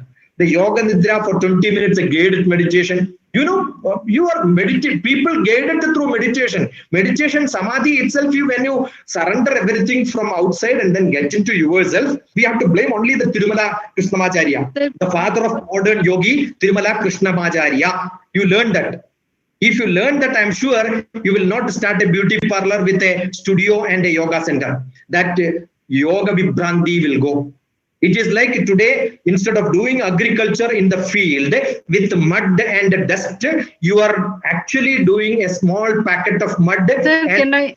Yeah, finished. I'm concluding. When you have got a small earphone in your plug and then watering, and you say, I am into agriculture. We have diluted yoga into that center. I've got a beautiful poetry written when I was opening my on the yoga day in 2018, I think. Yeah, 2015. When I opened the newspaper, I saw many people standing and doing a exercise, and that beautiful picture made me to write a poetry called a millipede meditation. A relationship millipede meditation. Rhythm of life. If you just text me, I'll send you that book. It has got 100 poetries, and this is one of the poetry inside that. I think I have to stop hearing by here, and pranams to each one of you for listening to me. Thank you. Thanks a lot again for inviting me to this conference and then making me to reflect my thoughts. God bless you, each one of you. Ishwaranagraham undavate. Nature is yoga. The whole nature is well-being.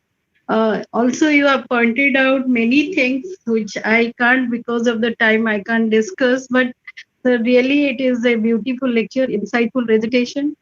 Our next speaker is Dr. Narsingha Charan Panda, ICCR Chair, Visiting Professor of Sanskrit Studies Center, Faculty of Archaeology, Silpkar University, Bangkok, Thailand. Dr. Panda is well known in the field of Indological research. Finds him a comprehensive analysis, impartial judgment, and an exemplary clarity of expression. Besides, Dr. Panda is being associated with a number of research journals, editor and reviewer of the research in India and abroad. As an ardent scholar, a successful researcher of Indology, he has contributed more than 115 research papers, attended more than 90 national and international conferences and seminars, and has written and edited more than 27 books. Mention a few.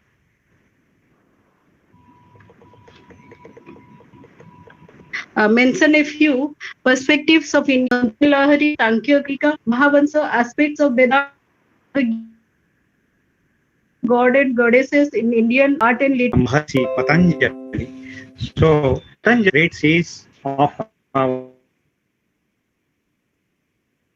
is known, is very famous also for this globe, because I am in Thailand, and the people of Thailand, especially, they are very keen to understand, keen to practice yoga for their body, for their mind, because we have we have here the Indian Cultural Center where yoga is being taught to the Thai people. So this is because the people of Thailand, they are Buddhist people mostly, but they are more interested to learn yoga philosophy and other Indian texts as well. So what is important here to say, because yoga, my previous speakers, they have told many things about yoga, its philosophy, its importance, everything. But little bit I will just emphasize whether yoga is a science, what it is exactly. Yoga chitta vritti nirodha. So it is told in the Yoga Sutra of Patanjali. So yoga is a science, and it is the ancient system of integral yoga shaped by the Vedic system. That is the Vedic Rishi system, because the Vedic seers devoted to a life of the spirit discovered a certain line of development beyond the range of sensory perception by means of their strength of self-discipline and achieved a many-sided inner progress. Whatever they achieved by their deep tapasya or meditation, they then cast into a valid language that they called mantra. The rishis had their inner vision to the light of truth.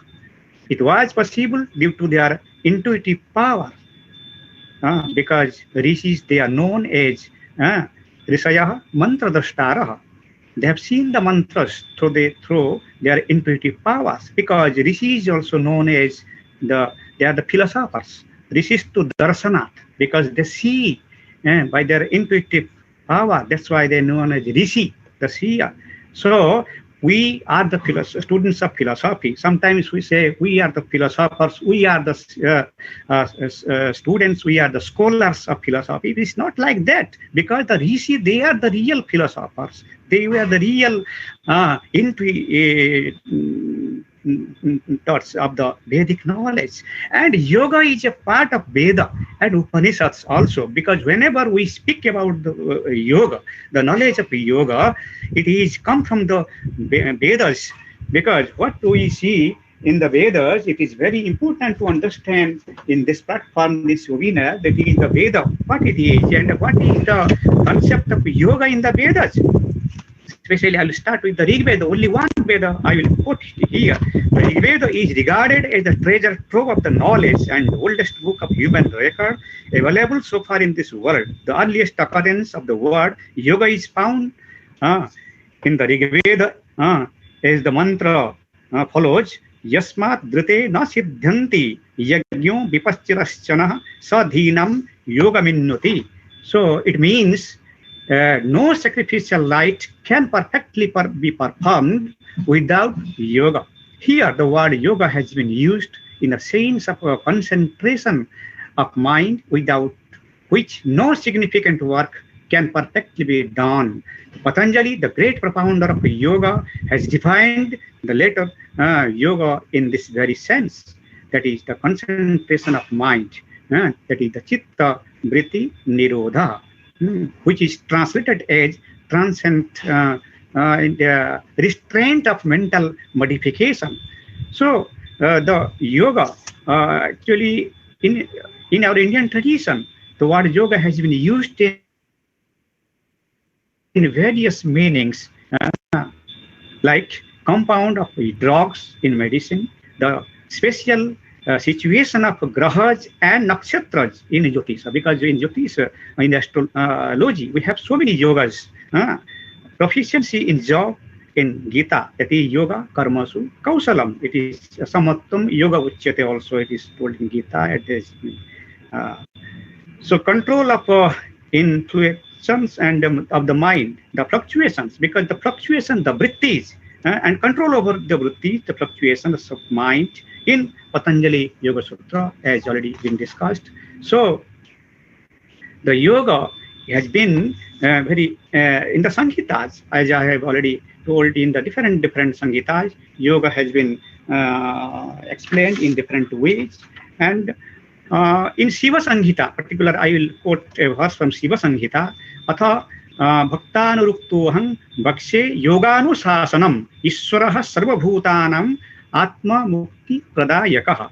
So it has been translated as the Lord, the Ishwara, the Lord, the lover of his devotees, that means the bhaktas, and giver of spiritual emancipation to all the creatures, now expounds the science of yoga. The translator of Shiva Sanghita, Sri S.C. Basuji, has translated it as science of yoga, yatha yoganusasanam. But the first sutra of Yoga Sutra written by Patanjali is atha yoganusasanam. So here in the Shiva Sanghita also, atha bhaktanu aham bhakshe yoganusasanam. So anusasanam means the discipline, because without proper discipline we cannot do anything, because discipline teaches us what to do, how to do in time, because disciplined people can get everything, every success in life, which yoga teaches, because the teachings of yoga is really is good for our mental health as well as the physical health also. But it is most important these days to understand what is the yoga philosophy is being told in our Vedas also, and the rishis, what they think about this yoga. The Vedas do address yoga in an obvious but different manner. The Vedas as chants can be defined, first of all, the mantra yoga, because the mantra yoga, the practice of mantra is important for yoga as a whole and its different approaches. The Yoga Sutras similarly emphasizes pranava, or the divine word Om, as a prime principle of yoga practice, implying the importance of mantra yoga. Yoga Sutra, the chapter number 1, 27 and 28 sutras, speak tasya vachaka pranava, tasya kasya ishwarasya. The name of the God is, that is the Om, the highest name, though you can say the sacred name of God is known as pranava or Omkara. Tat japa tadartha bhavanam, it is told in the Yoga Sutra. The Vedas are the mantras, and reciting them in a path of mantra yoga. Mantra yoga in India continues to use the Vedic mantras like Gayatri mantras, as well as resting upon the Sanskrit language, the origin of which is in the Vedas. So Vedas is the origin of all the mantras. Whatever you find in Patanjali Yoga Sutra, its main source is the Vedas. So mantra is one of the inner sacrifices that constitutes yoga practice. Lord Krishna states of the sacrifices, the yajnas, he is the repetition of the mantra, japa yajna, that is most significant, most specifically the single syllable mantra or Om, Maharsinam Jnanam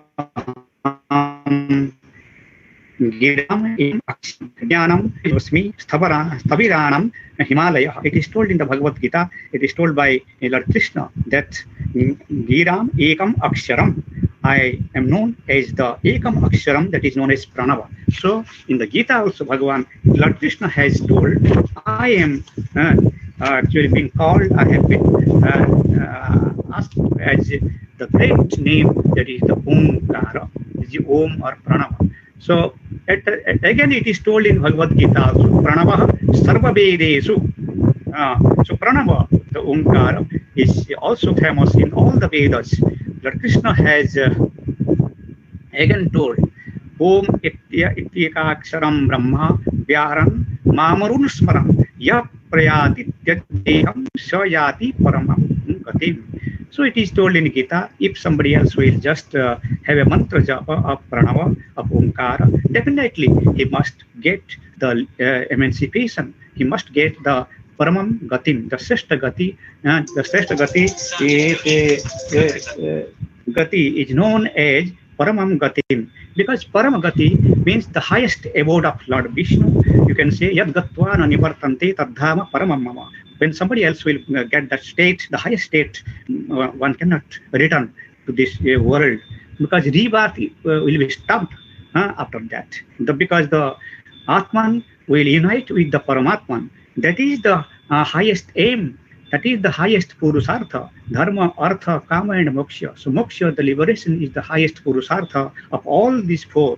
That's why Yad Gatva Nivartante Tadhama Paramam Mama. It is told in the our Sanskrit text. So at mantra has an application in action, which is ritual or karma. Vedic mantra yoga has its corresponding karma yoga. The Vedas outline the original rituals behind the practice of karma yoga, which is in India today still extensively employs Vedic fire offerings. Mantra is meant to teach dharma or the lines of life. The Vedas encourage sacrifice, giving and helping others.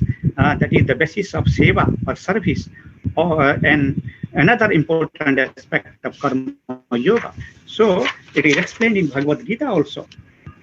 So the greater tradition of yoga is not limited to what we see in the yoga books or in the public yoga class today. Yoga in its true essence remains hidden deep within our minds and hearts as a part of old spiritual heritage of humanity. Yoga forms a great human potential, a major continent in the human psyche that is as old as our species and carries the highest aspirations of the future. The Vedic yoga and modern world, many people in this world today have studied yoga in one form or another and know something about it. Many have heard of the Vedas and their spiritual value. At few of these understand the Vedic roots of the yoga tradition or the Vedic yoga that exist behind the earliest yoga teachings. Most yoga students and teachers today focus on contemporary asana and the chanting of Om, as I already discussed about these two.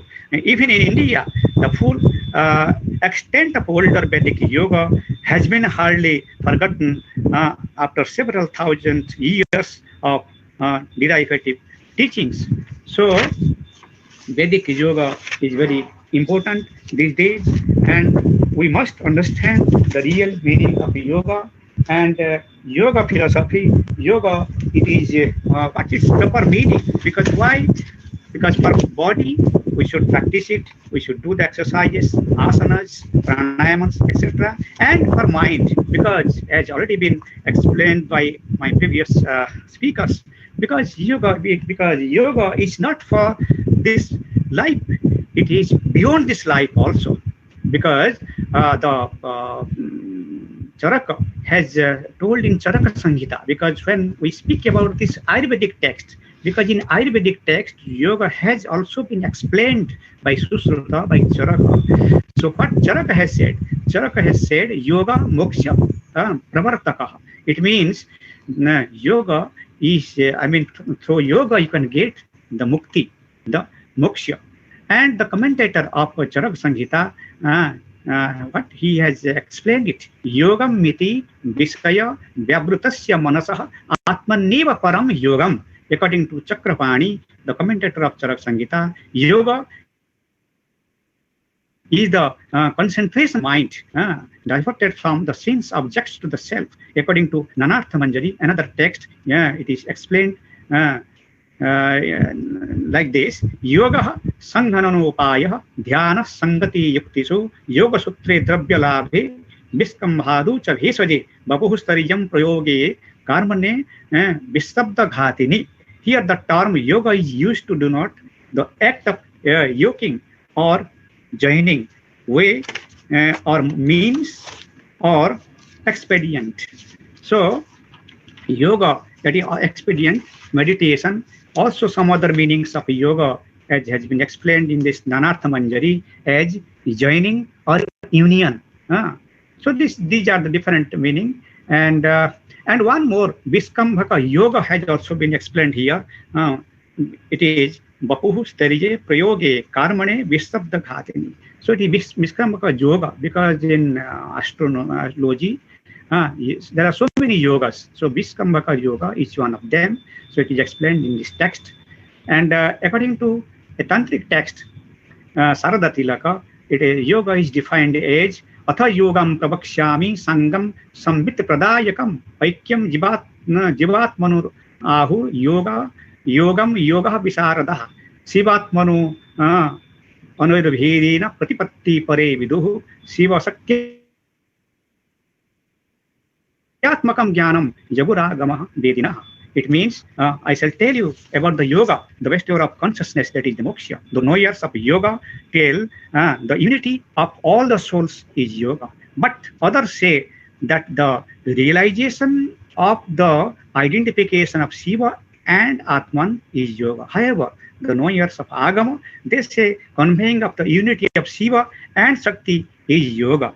So it is the Shiva and Shakti, it is the union of Shiva and Shakti is known as yoga in the tantric philosophy, in the tantric systems. So in some other text also it is explained as Atma Pratyaya Sapeksha Visishtaya Manogati Tasya Brahmani Sanyoge Yoga Ityam Abhidhiyate. Yoga consists the contemplative devotion is the union with the Brahman or God affected by that condition of mind which has attained perfection through those experiences which complete the control of self. Hence the word pratyaya means the practices of the 5 yama explained in the Yoga Sutra. So that is yoga has different meaning. First, we will see also the knowledge. Yoga means for knowledge.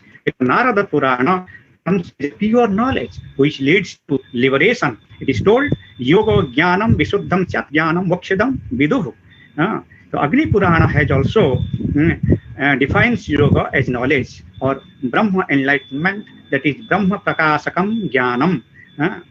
So different text has explained yoga, but the meaning is union, and also the meaning is also is get the knowledge, the highest knowledge. Yoga is to get the highest knowledge, the moksha.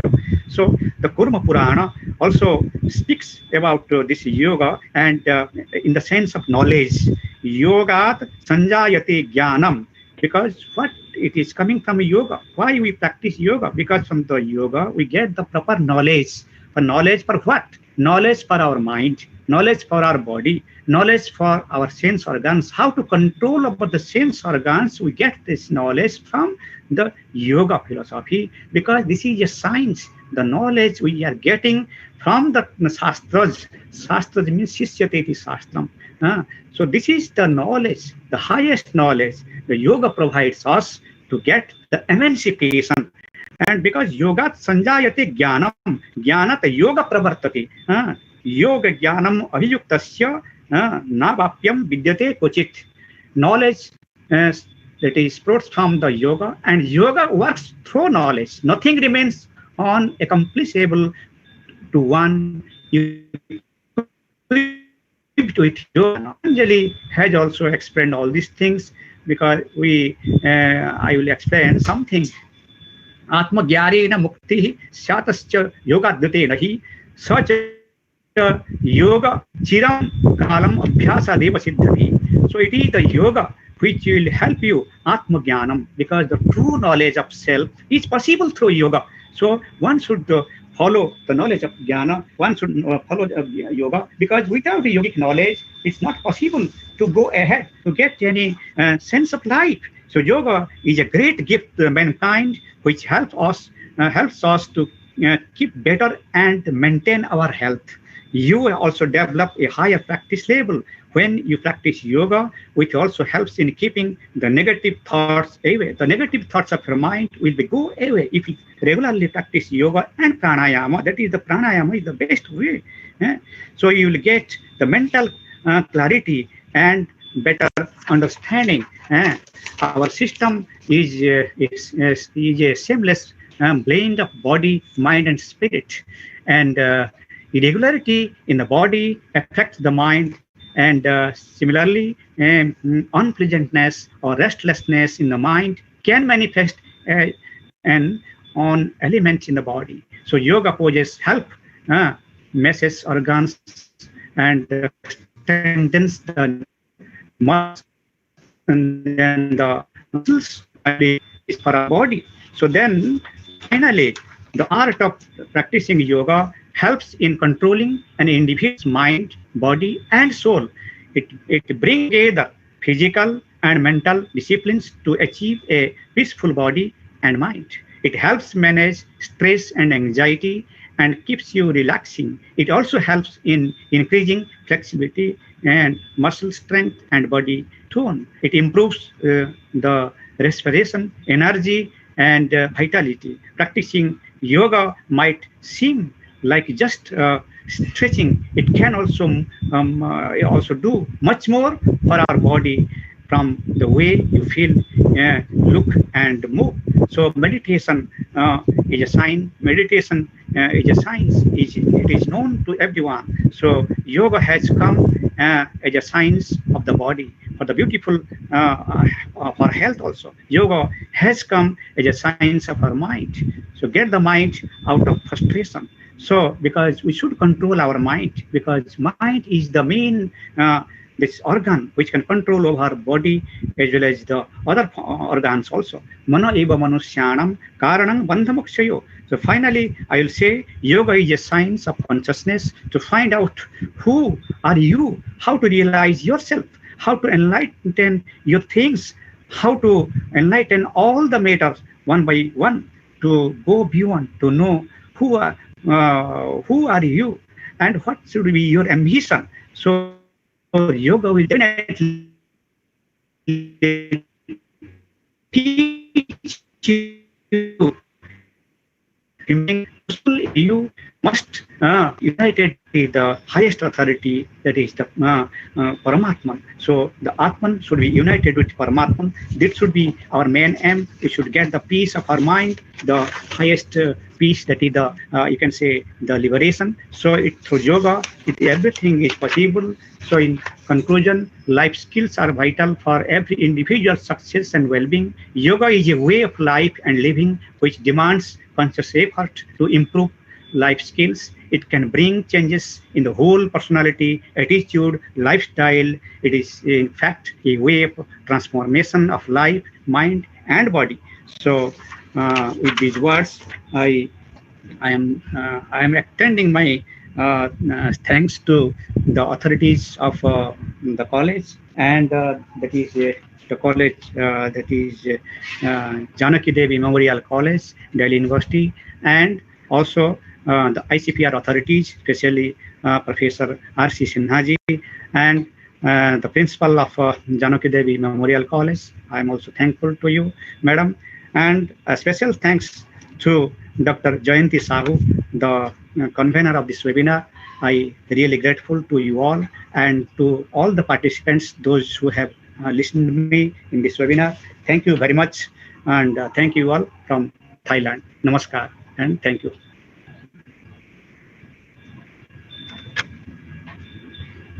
Yoga Karmesu Kusalam. Thank you, sir.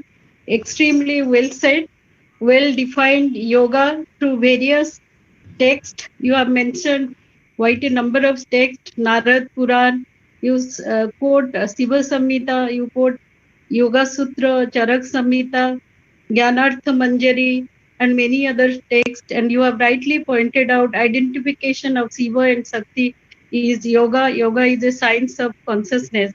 I am really grateful to you, sir, for accepting our invitation. The next speaker of the day is Dr. Jagannath Patil, and an internationally recognized quality assurance professional. Dr. Jagannath Patil is the former president of Asia Pacific Quality Network, APQN, the regional network of QA bodies over 50 countries. Besides being the first Indian to head APQN, he was also an elected president of Global Quality Network, INQAAHE, in 2015-16, being a first Asian expert to become INQAAHE president. He is also the founder chairperson of Asia Pacific Quality Register. He currently serves on APQN board as co-opted director as the chairperson of APQR Council, with experience of his long tenure as advisor of National Assessment and Accreditation Council of India. JP has now moved to Japan on invitation by NIAD QE as a specially appointed professor, as the convener of first global summit on quality higher education with 16 international partners organized by NAC and APQN, which culminated in historic Bangalore Statement 2016 on next generation quality assurance in higher education. Dr. JP has played key role in placing NAC and India prominently on global quality scenario. He has coordinated accreditation exercise about 1,500 higher educational institutions. Among various recognition, Dr. JP is recipient of International Award by the Government of Australia titled Endeavour India Award 2007, Decennial Felicitation Award by APQN 2013, Plaque of Honor by ONESQA Thailand 2014, and Lifetime Achievement Award by Dr. Babasaheb Ambedkar, Marthawada University, Aurangabad, India in 2017. He has served on many working groups of UNESCO as the convener of Global Yoga Accreditation Summit on Yoga Higher Education with 7 international QA agencies under the ambit of yoga education organized by National Assessment and Accreditation Council NAC, India, and co-organized by Asia Pacific Quality Network and the permanent mission of India to the United Nations, which culminated in historic New York Bangalore Statement 2019 towards a global ecosystem in yoga higher education through collaboration, mainstreaming, and accreditation. Dr. JP has played key role in placing NAC and India prominently on global yoga quality assurance scenario. Recently, Dr. Patil has appointed as specially appointed professor at National Institution for Academic Degrees and Quality Enhancement of Higher Education, NIADQE, Tokyo, Japan, for a period of 1 year since October 2019. NIADQE is a premier quality assurance agency of Japan under Ministry of Education, Culture, Sports, Science, and Technology. I welcome you, sir, to this program. Over to Dr. Jagannath Patil.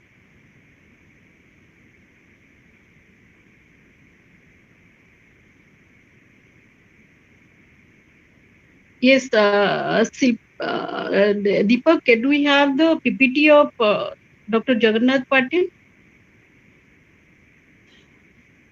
Yeah, no, I will run. I will share myself that so that the pace can be matched. Okay, sir. Please do that. Yeah. Thank you very much. Namaste and konnichiwa from Japan. Even though I am currently kind of stuck in Bangalore, but let me greet in the Japanese language. Professor R.C. Sinha, the ICPR chairman, and other fellow speakers, distinguished panelists, Professor Balaganpati, Dr. T.P. Shashikumar, Professor N.C. Panda, Ms. Vidhu Chaudhary, Dr. Sushim Dubey, and Dr. Swati Pal, principal of this JDMC college and convener of the program, Jayanti Sahu madam, and all the distinguished participants, colleagues. It is really a great pleasure for me to participate in this international webinar. As you might have noticed from the CV that was just read by Jayanti madam, that unlike other distinguished panelists, I am not expert on yoga per se, but I am expert in higher education. I am expert in international higher education and accreditation. Over the last 2 decades, I think I have been working with the quality assurance. I think whosoever is the coordinating, can you allow me to share my screen? I think you have disabled screen sharing. Yes, Deepak, can we share the screen? Deepak, you will have to allow Dr. Jagannath to be able to share his screen. It has got disabled. Please or help. Should I do that? Anybody can do that, but I can't do it myself. When I am trying to share. Jagannath. You have to enable Dr. Jagannath, Jayanti. Okay.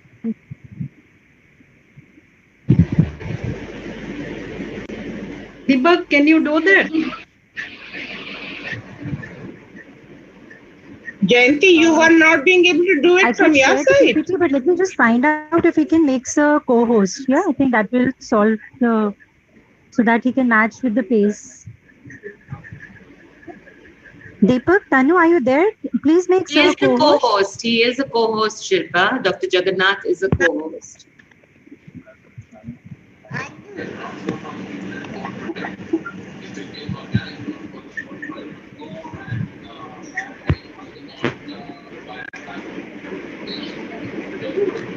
I will try again. I think perhaps this is working. Just let me know. Can you see the screen now? No, sir, we can't. Sorry about that. It's okay. I think maybe a couple of minutes. Our friend can No help. problems.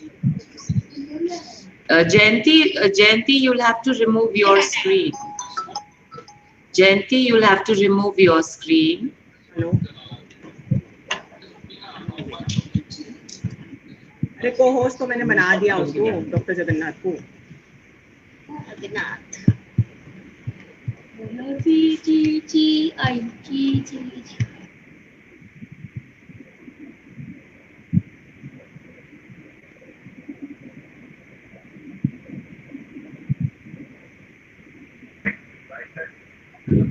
Yes, sir. This is the PPT, sir.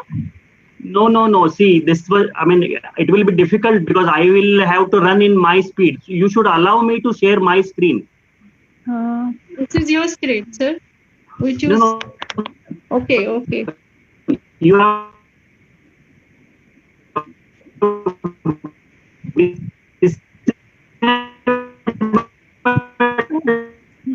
me. See, Sir, you are the co-host.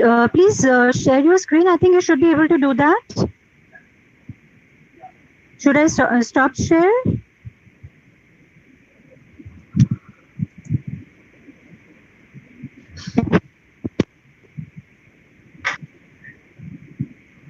Dr. Jagannath, you did come on your, yes, there we are. yeah, you see my screen right now. Yes.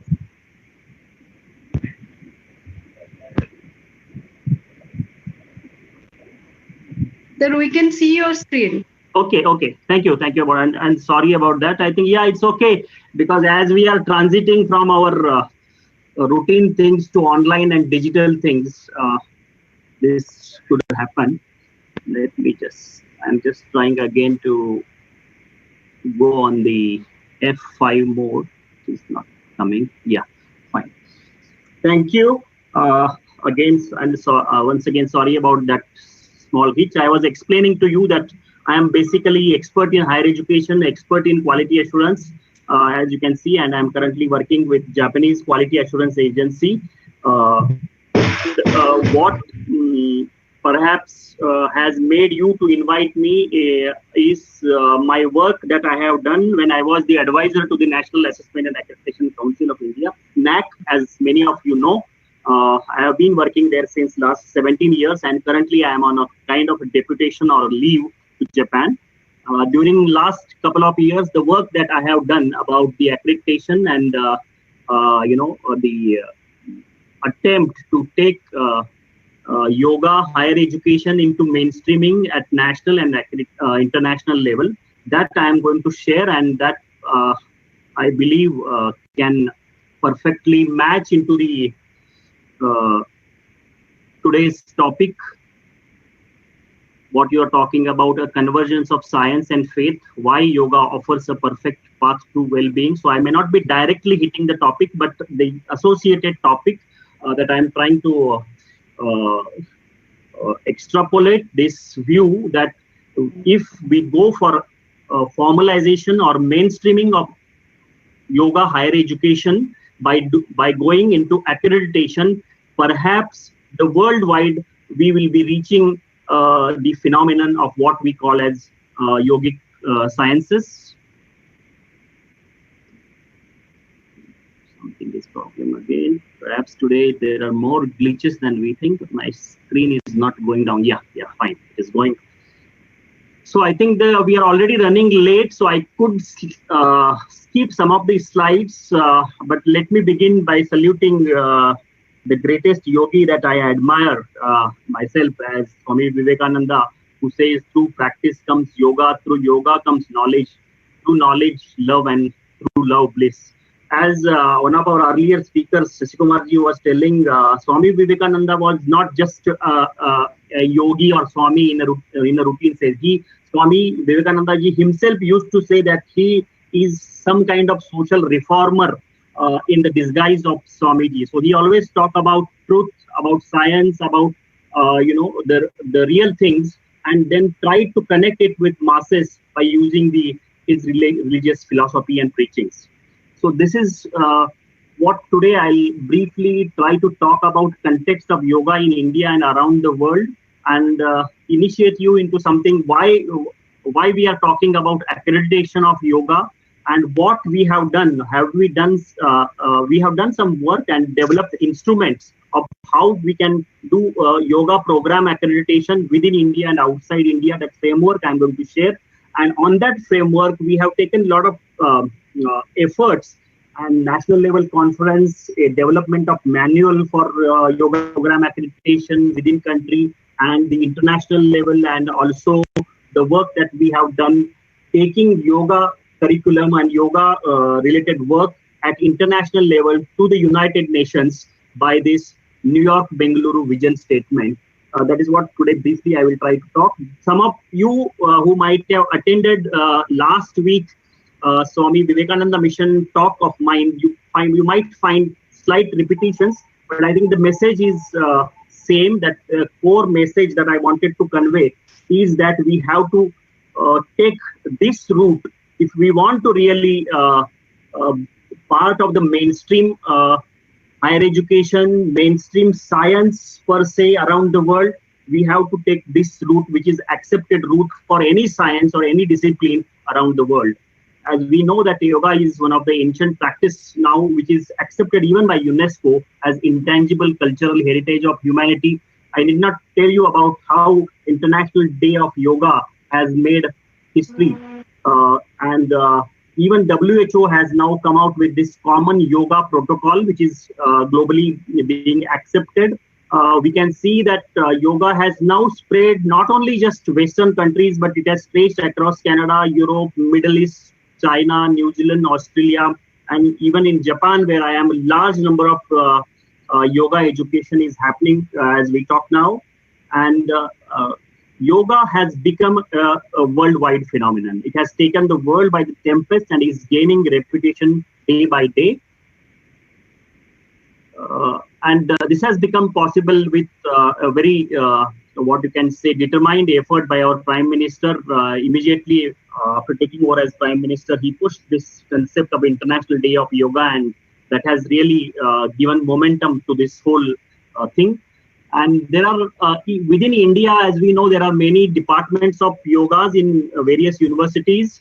And even now, around the world, there are various universities in some countries which are starting yoga-related program. I have given you some examples here from USA alone. That is Maryland University of Integrative Health. They offer Master of Science in Yoga Therapy. There is a Naropa University which offers Bachelor of Arts in Yogic Studies. There is Leslie University, which offers Master of Arts in Mindfulness Studies. There is Loyola Marymount University, which offers Master of Arts in Yogic Studies. I am trying to refer only those which are into mainstreamed higher education, like offering undergraduate or postgraduate program.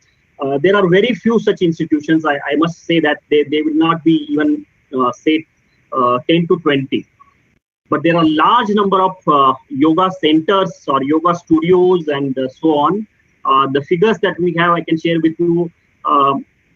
With 36.7 million US adults were practicing yoga in 2016, and now it is expected that 20 million, it has grown from 20 million since 2014.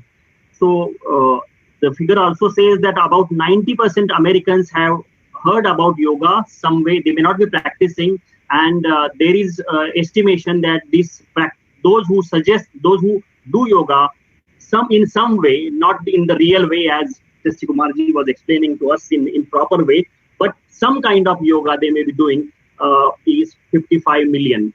And if you want to talk about the global figure, the estimation is that about 300 million yoga practitioners around the world. So what is the need for mainstreaming yoga higher education program is that even though yoga has gained rapid popularity, it has not reached in its truest essence. As we see that there is a mushrooming of institutions offering a multitude of programs and courses and without enough quality, which has led to a widespread concern.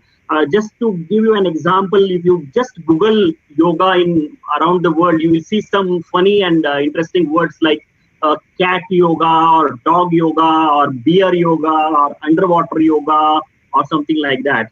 So I'm not coming to other forms, what Shashikumarji was telling about Vikram yoga or what something, but these are some very really matters of concern to the extent the philosophy of yoga has been diluted in many parts of the world, not only in India. In India, at least people are aware about the things. There are many people who are conscious about the true essence of yoga, but in the world, it has been, it is spreading more as a business.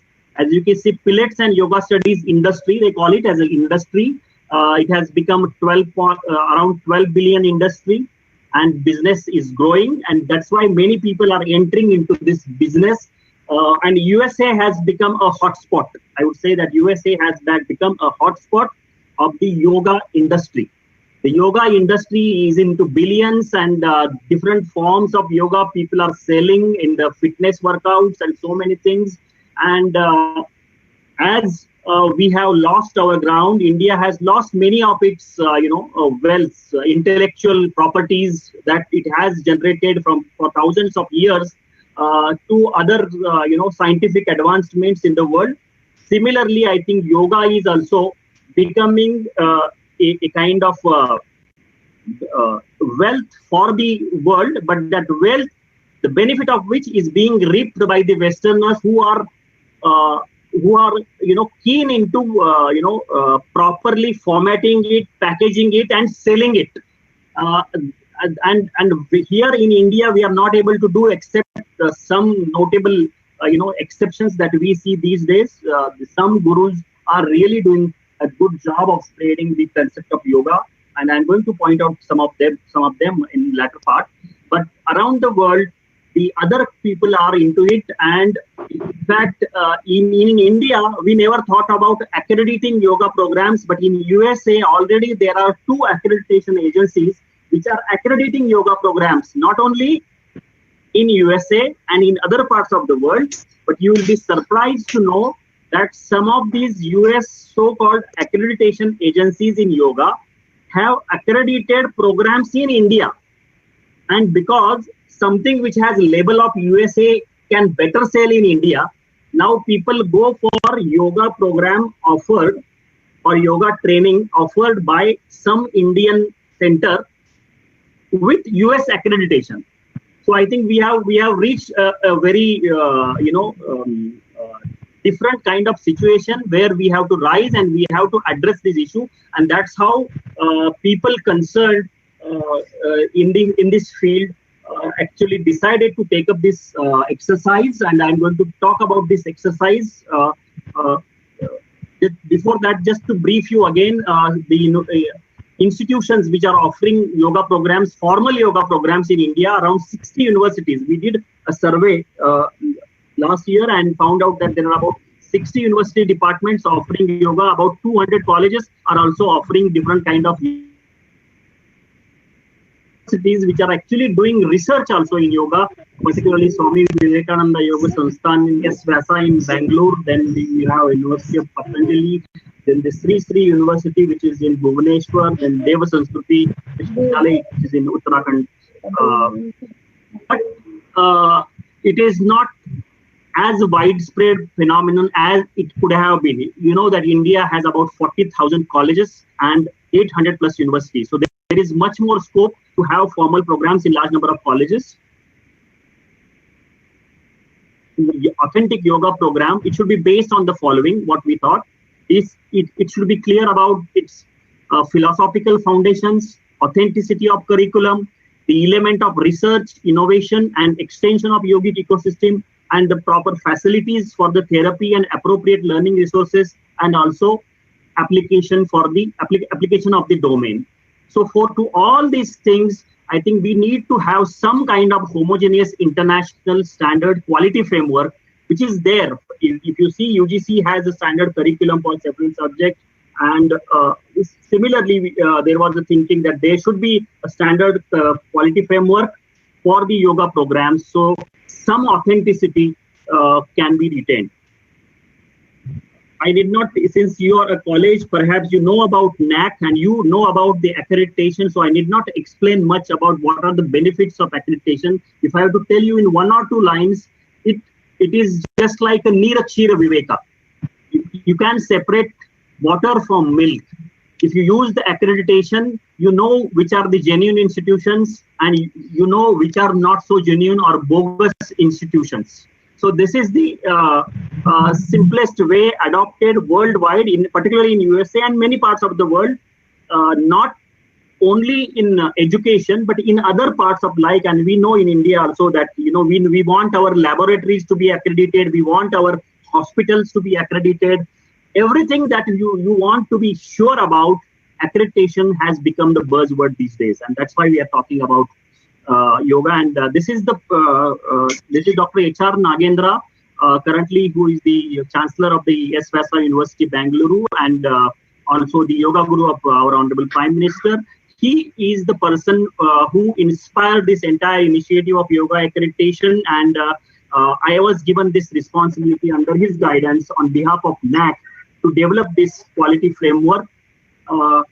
As many of you may not be aware that the Government of India has already established Inter-University Center for Yogic Sciences, IUCYS, under the University Grants Commission. Even though it is yet to be fully functional, they have still in-charge director and things are happening. But this government has taken this step to set up this, and there are laudable objectives to strengthen the knowledge and database of the yoga education, then to develop strong resource base on yogic sciences using general and specialized research, then to build information bank about the policies and practices in yoga, to develop strategies for academic empowerment and appraisal of teachers, yoga instructors, to develop networking arrangements, and to promote and support yoga activities in country and abroad. So there are various laudable objectives with which this IUCYS has been established, and with the same objectives, we undertook the mission of developing yoga framework. A lot of consultations happened at NAC starting from the August 2018. Experts from the country were invited. A working group was set up, and we have done surveys nationwide of various programs being offered. Then we conducted pilot study, developed a framework, put it on the website of NAC, got the feedback, and developed what we call it as a draft quality indicator framework for accreditation of yoga programs. If you are familiar with the NAC's framework, it is based on the same. And coincidentally, I was the convener of the initiative of NAC, which designed this revised accreditation framework, which is based on certain qualitative and quantitative parameters. If you can see this yoga framework, we have these curricular foundations of yoga, in which we are asking about the philosophical foundations and authenticity of yoga curriculum. In the second criteria of teaching, learning, and evaluation, we have this special key indicator on yoga for health and this extension of yogic ecosystem.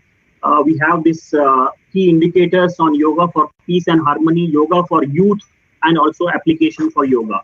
So I can skip some of those slides related to accreditation framework because I know we are running short of time, and perhaps there will be a question-answer question for which I can leave some time.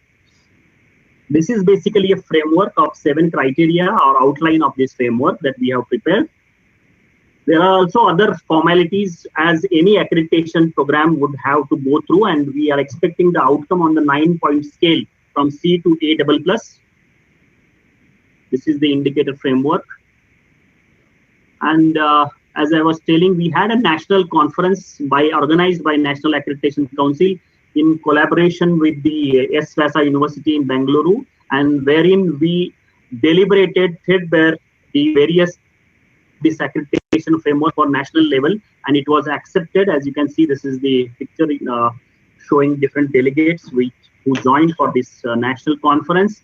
After developing the national framework for yoga program accreditation, we moved to international level and joined hands with Asia Pacific Quality Network and also the Permanent Mission of India to the United Nations, and organized a global summit with the title of Beginning of Conversation Towards a Global Ecosystem in Yoga Higher Education Through Accreditation. It happened in UN headquarters in the month of April 2019, and 40 key stakeholders around the world from USA, Canada, UK, China, Italy, Australia, and several other countries joined this initiative. And we initiated this historic statement, which you can see this photo taken at United Nations. Perhaps you might recognize some of the yoga experts within India and outside. Our United Nations ambassador, Indian ambassador, is also there, and colleagues. We have an expert from WHO also. The World Health Organization also joined as the delegate for this conference, and these are the participating organizations.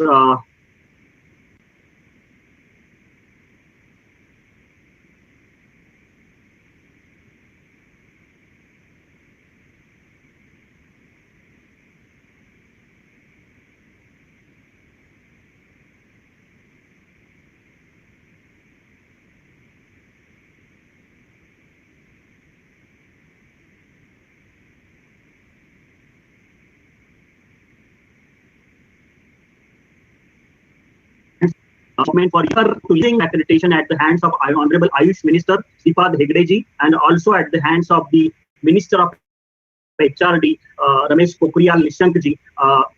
This was a global ceremony. Similarly, we had an online presence of several colleagues from around the world who joined this release of statement. And these are the messages from Minister of HRD Honorable and Minister of Ayush. Sri Baba Ramdev ji has also sent this congratulatory message for this initiative of yoga accreditation. Even Sri Ravi Shankar Guruji also blessed us with his contribution to this yoga accreditation framework. These are some of the voices from abroad. This president of Asia Pacific Quality Network, Professor Zhang, and we have this Antonietta Rossi from Italy, who is also one of the key person in this New York Bengaluru vision statement. Incidentally, she happens to be India's Prime Minister Award winner for promoting yoga worldwide. So I just want to check with Jayanti ma'am, how much time do I have? So I will take few minutes, or I will skip some of the slides. Sir, you can take 2 to 3 minutes or maximum 5 minutes. Maximum 5. Okay, so I'll skip this part. This part mainly talks about how we are going to achieve the vision of universalizing yoga higher education through mainstreaming and accreditation. Basically, it is about amalgamating a harmonization between traditional philosophy and modern practices, scientifically opening every possibility of research explanation, and so many other things. I will skip that, but I am sure the PPT will be shared, so you can get into the nitty-gritty of what is this universal consensus that we have achieved. And these are the participating organizations from India and from abroad. Even you can see Benson Henry Institute for Mind Body Medicine, which is part of the Harvard University, has been part of this initiative. These are the people responsible. As I speak, I should not take credit of all these things alone. These are all people from different universities and NAC and various other organizations who contributed to this initiative. Now I am coming to the last slide, and I wanted to say that this initiative is now in the hands of our policymakers. We have submitted all the details to the authorities of NAC, to the UGC, and to the ministry, and it is now up to them that when they are going to launch this accreditation at program level within India and also international accreditation. Now we see that COVID-19 again shown in the many parts of the world that yoga can actually provide strength to various challenges to mind and body.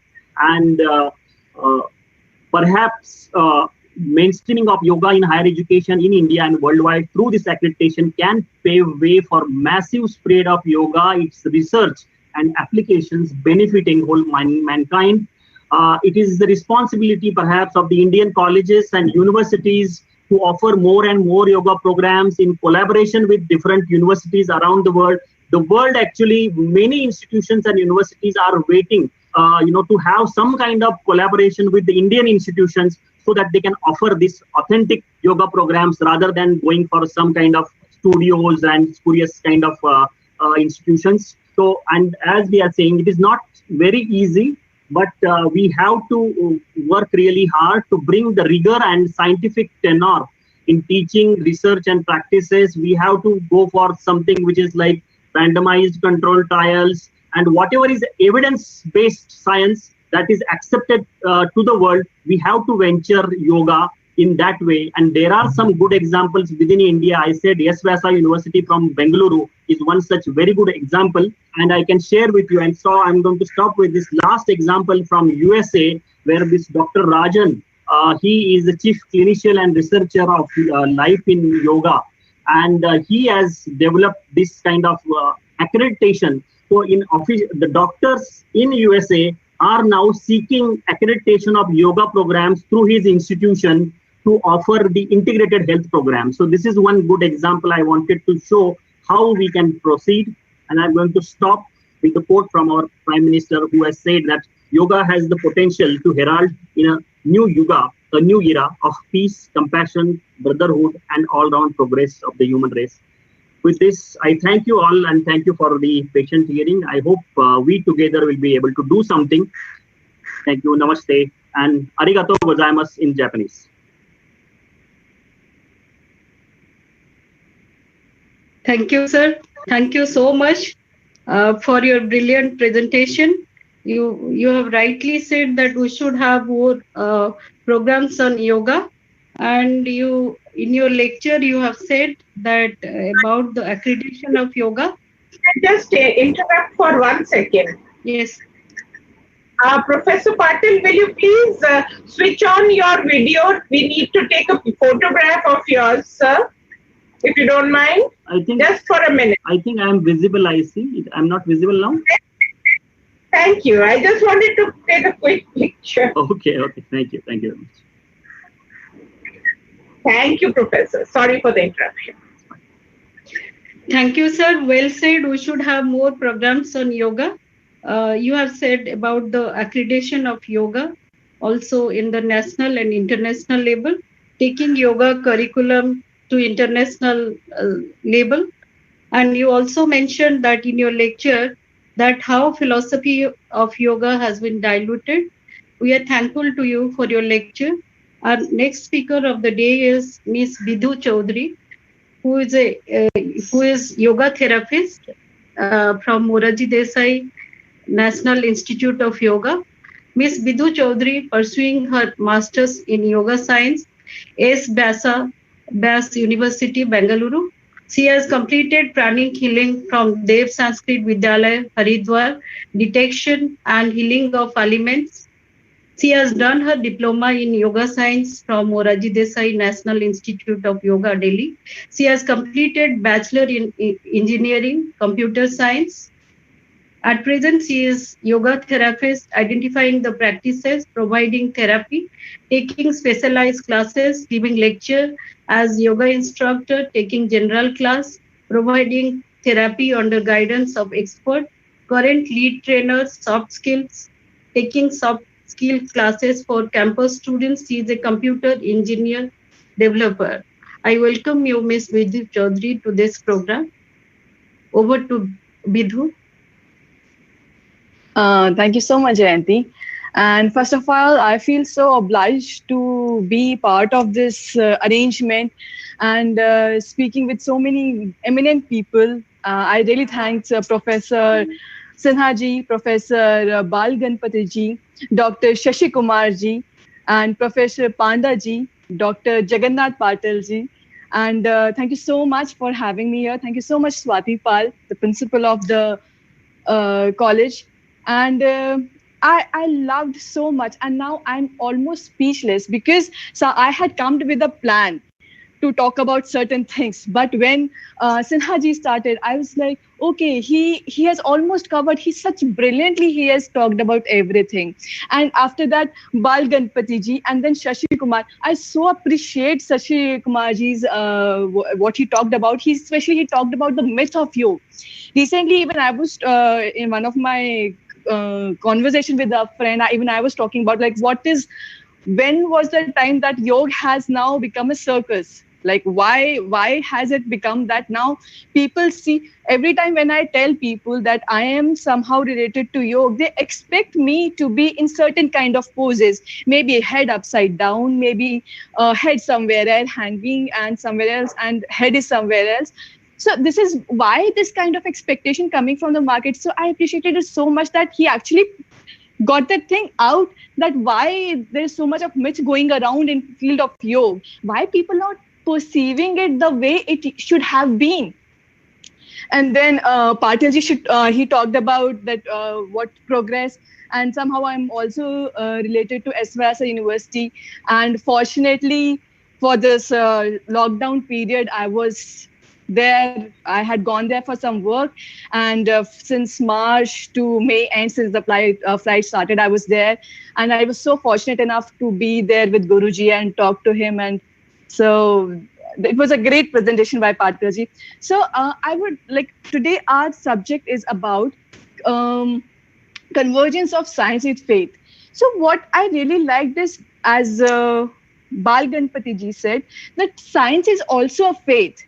Like, it took whole life of Einstein talking about what is energy, and now class 7th 8th student, they know what is energy. You ask them, they will give you a perfect definition. So what is that? Faith?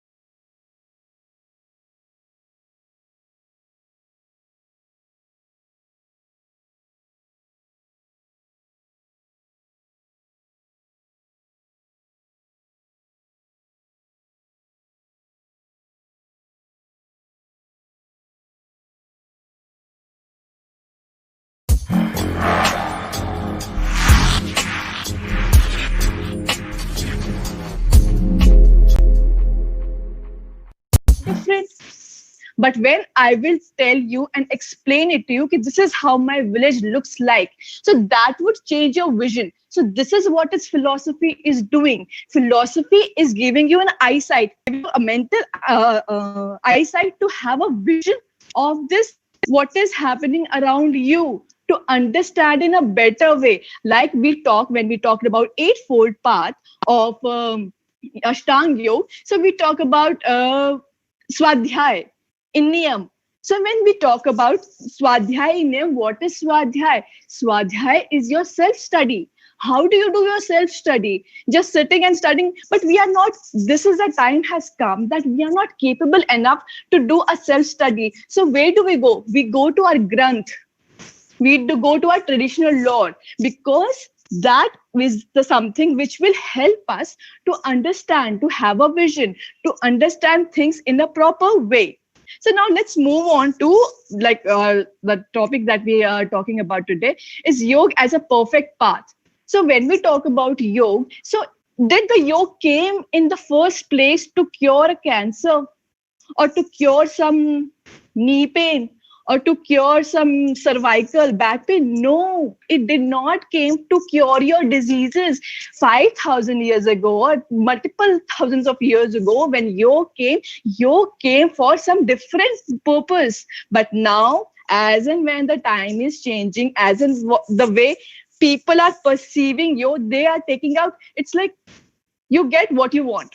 You want health, you get health from you. You want money, you get money from you. You want spirituality, you get spirituality from yoga. According to your purpose, yoga is giving you that everything.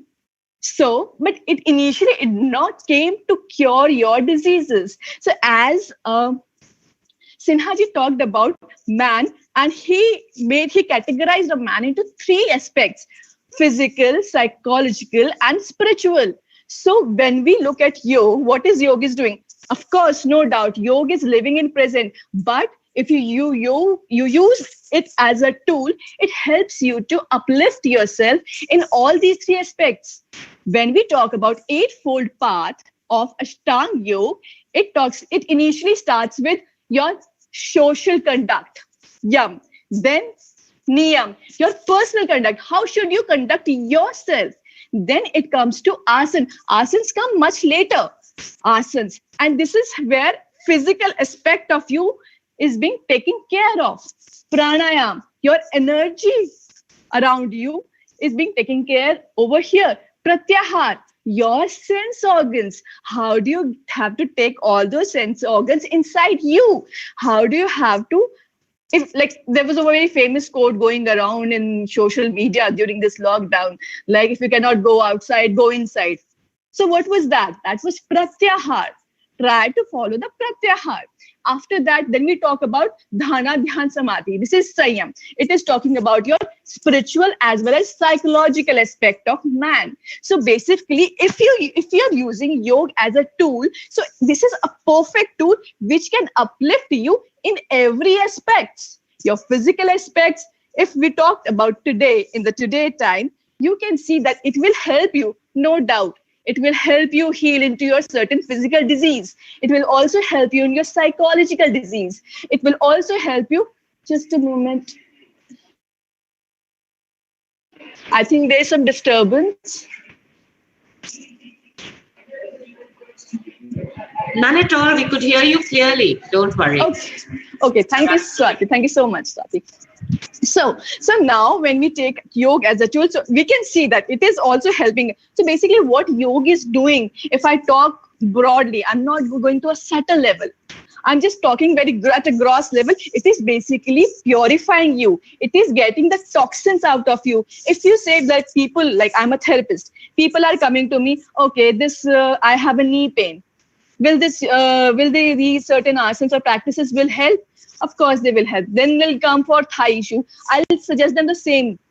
So there's how can the same practices would help in knee and your thighs issue?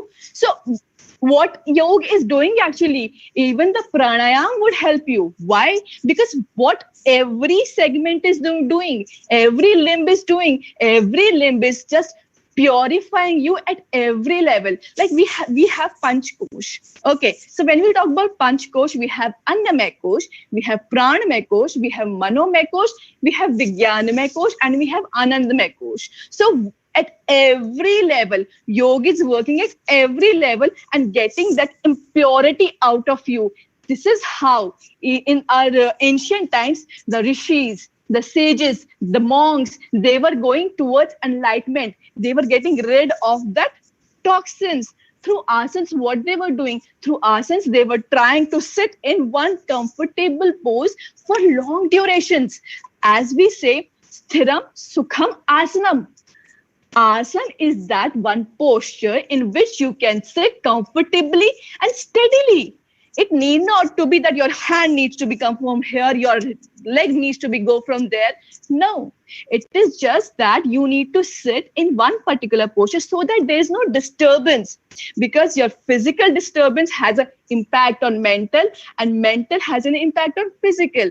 Depending upon people to people, let's suppose I am very strong physically. So I can take a route from physical to mental. I can make my physically body strong and stable, and then have a stable mind inside. But if I'm not physically stable, I can go another way. I can have a stable mind, which will reflect on a stable and strong body. So it depends, depending upon the kind of personality I have, I can take the different routes. Okay, so at the time of COVID and at the time of, like as Swatiji said initially, that there are many questions which are unanswered, and there's so much of suicides happening, and there's a low point coming. So when we are into yoga, like when we are studying yoga, so this is a very crucial and very important.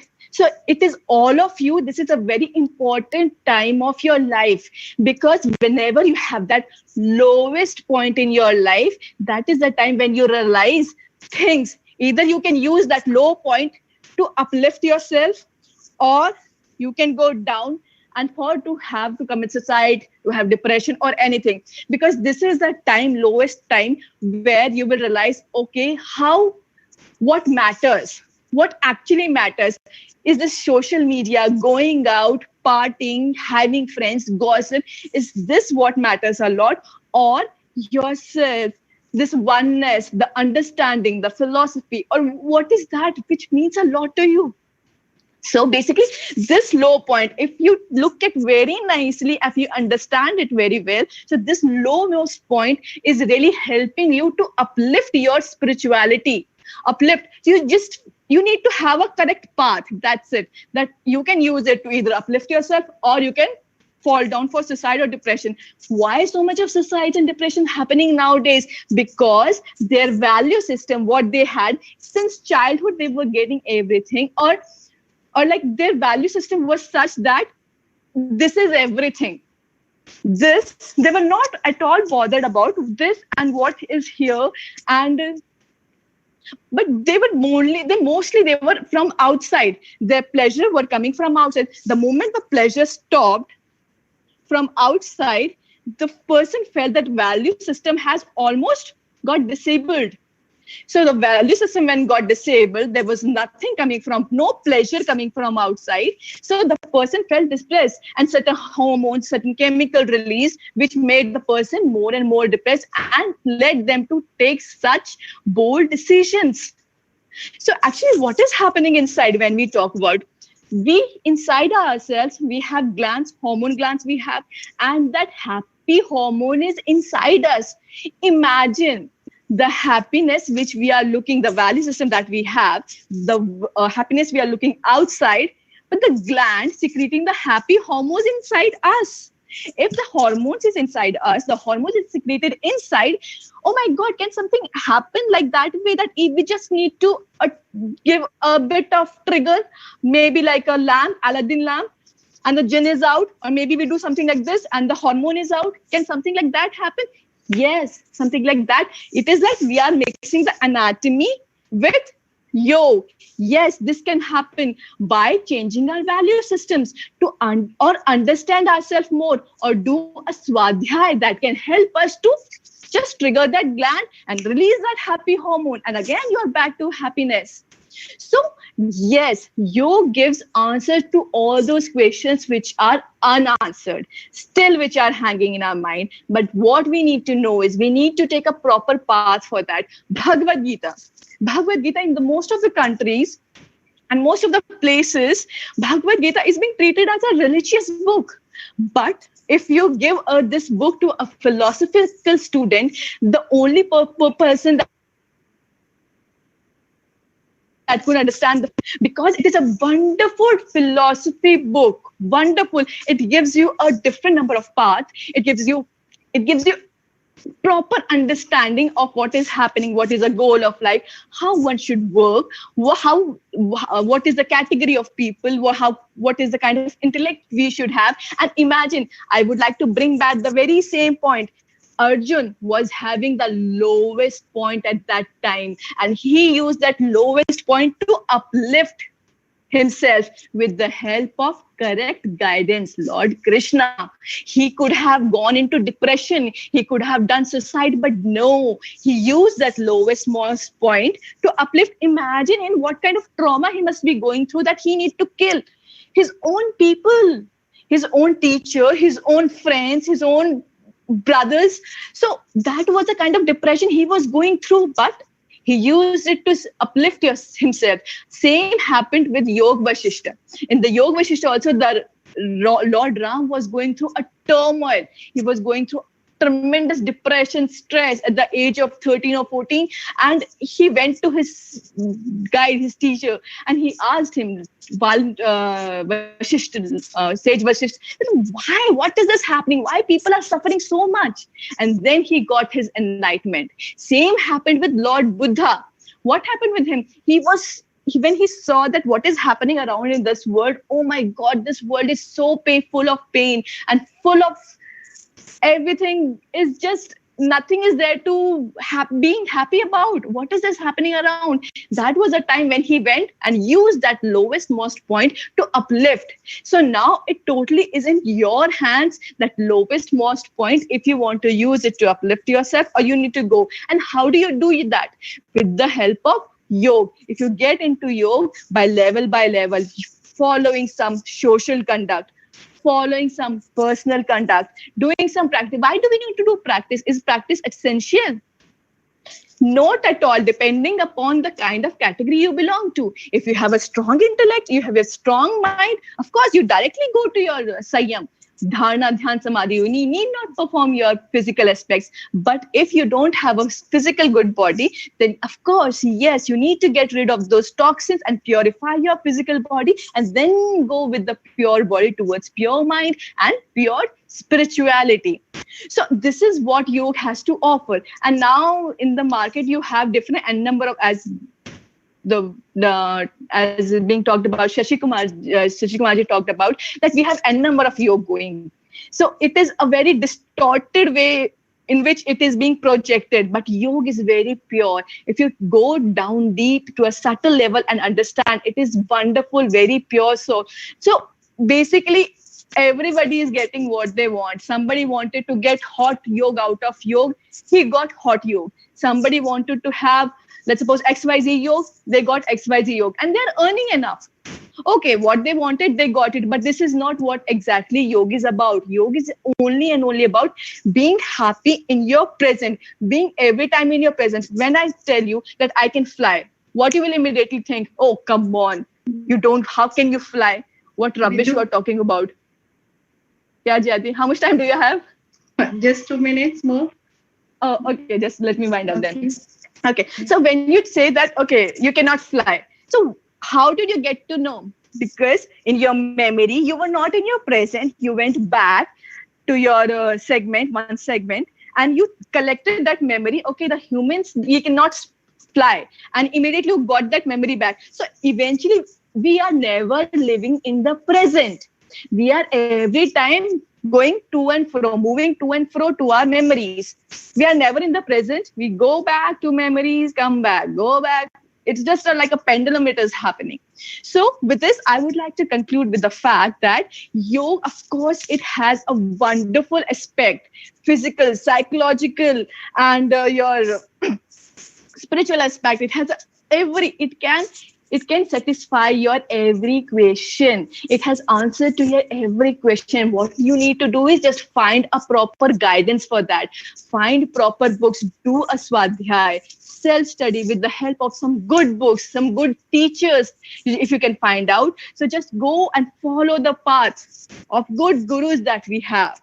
Okay, so I think I tried to sum up my, what I wanted to talk about. So basically, this is the word. Basically, I would like to encourage each and every participant of this webinar to at least once go through Bhagavad Gita, and not by yourself. Because if you'll jump on Bhagavad Gita and start with chapter 1 and start reading, you will not get even a single word. Go through commentaries. We have different commentaries available on YouTube, or maybe if you are in contact with some good teachers, go to them and just see, because Bhagavad Gita is something. It is my practical experience. Anytime you are in any kind of problem, you start listening to Bhagavad Gita, or you start reading or start recalling the verses and understand immediately that stress, depression, that problem, it seems like to just fade away. So this is the only thing that I would like to suggest, that please, please, please, it is a wonderful philosophical book, Bhagavad Gita. Just go through it and understand the aspects of yoga, the subtle aspects of yoga. So I think, Jayanti ji, I would like to, and once again, I would like to thank Jayanti ji for coordinating this so well. And thank you so much, Jayanti ji, for having me here with such eminent people. I feel so obliged. I feel so happy, and I feel so nice to be a part of this webinar. Thank you so much. Thank you, Bindu. Well said. You extremely well said. You have said yoga is a complete package. You spoke about Panchakosa and how Panchakosas are interrelated, and you expect that by changing our value system, we can understand the essence of yoga. Probably the answer lies within the philosophy, Indian philosophy. The answer to every problem lies within the Indian philosophy. Thank you so much. Our next speaker is Dr. Sushim Dubey. Dr. Sushim Dubey is the Program Officer of ICPR, Indian Council of Philosophical Research. Dr. Sushim Dubey is currently working as Program Officer in Indian Council of Philosophical Research, Ministry of Human Resource Development, Government of India, New Delhi, since 2009. Prior to this, he has taught philosophy and yoga in Yoga Center, Rani Dugdavati University, Jabalpur, and Moraji Desai National Institute of Yoga, and Government Autonomous MSc College, Jabalpur. Dr. Dubey has received his MA and PhD in philosophy. He has been recipient of University 3 gold medals on 3 national fellowship, UGC, JRF, ICPR fellowship, visiting fellow to Department of Sanskrit, Dr. S.A.G. Sagar, Central University, India. Dr. Dubey has, for his credit, published 12 books, 24 research papers, 14 articles in Yoga Spiritual Magazine, 10 radio talks on yoga, television broadcast on Surya Namaskar to EduSet. He has delivered invited talks and resource person, chair, valedictory speaker in various programs. Dr. Dubey's significant academic research contribution include 5-volume series, a survey on study research in philosophy India, education and research in yoga in Indian University, a concise encyclopedia of yoga, directory of doctorate dissertation in Sanskrit in Indian universities of Rashtriya Sanskrit Sansthan, New Delhi, 2006-7, chanting of Patanjali Yoga Sutra, Hatha Yoga Pradipika, Gheranda Samhita with text, digitalization of ancient Sanskrit text, Upanishad, Gita, Darshan and Yoga.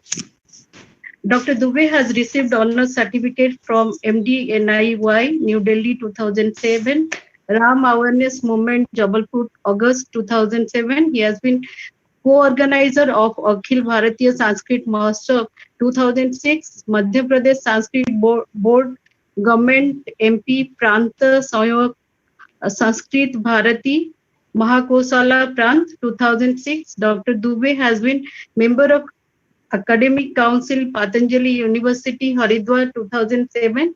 Dr. Dubey is a member of Ad hoc Academic Committee MD NIY 2006, member committee to prepare class 1 to 12 yoga syllabus and textbook of Patanjali Yoga Pit 2006, member technical committee ICHR MHRD Government of India 2018, expert member of Yoga TKDL CSIR and Ministry of Ayush, Government of India 2009.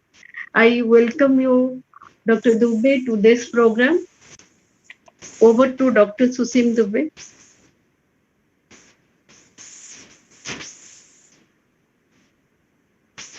Hello.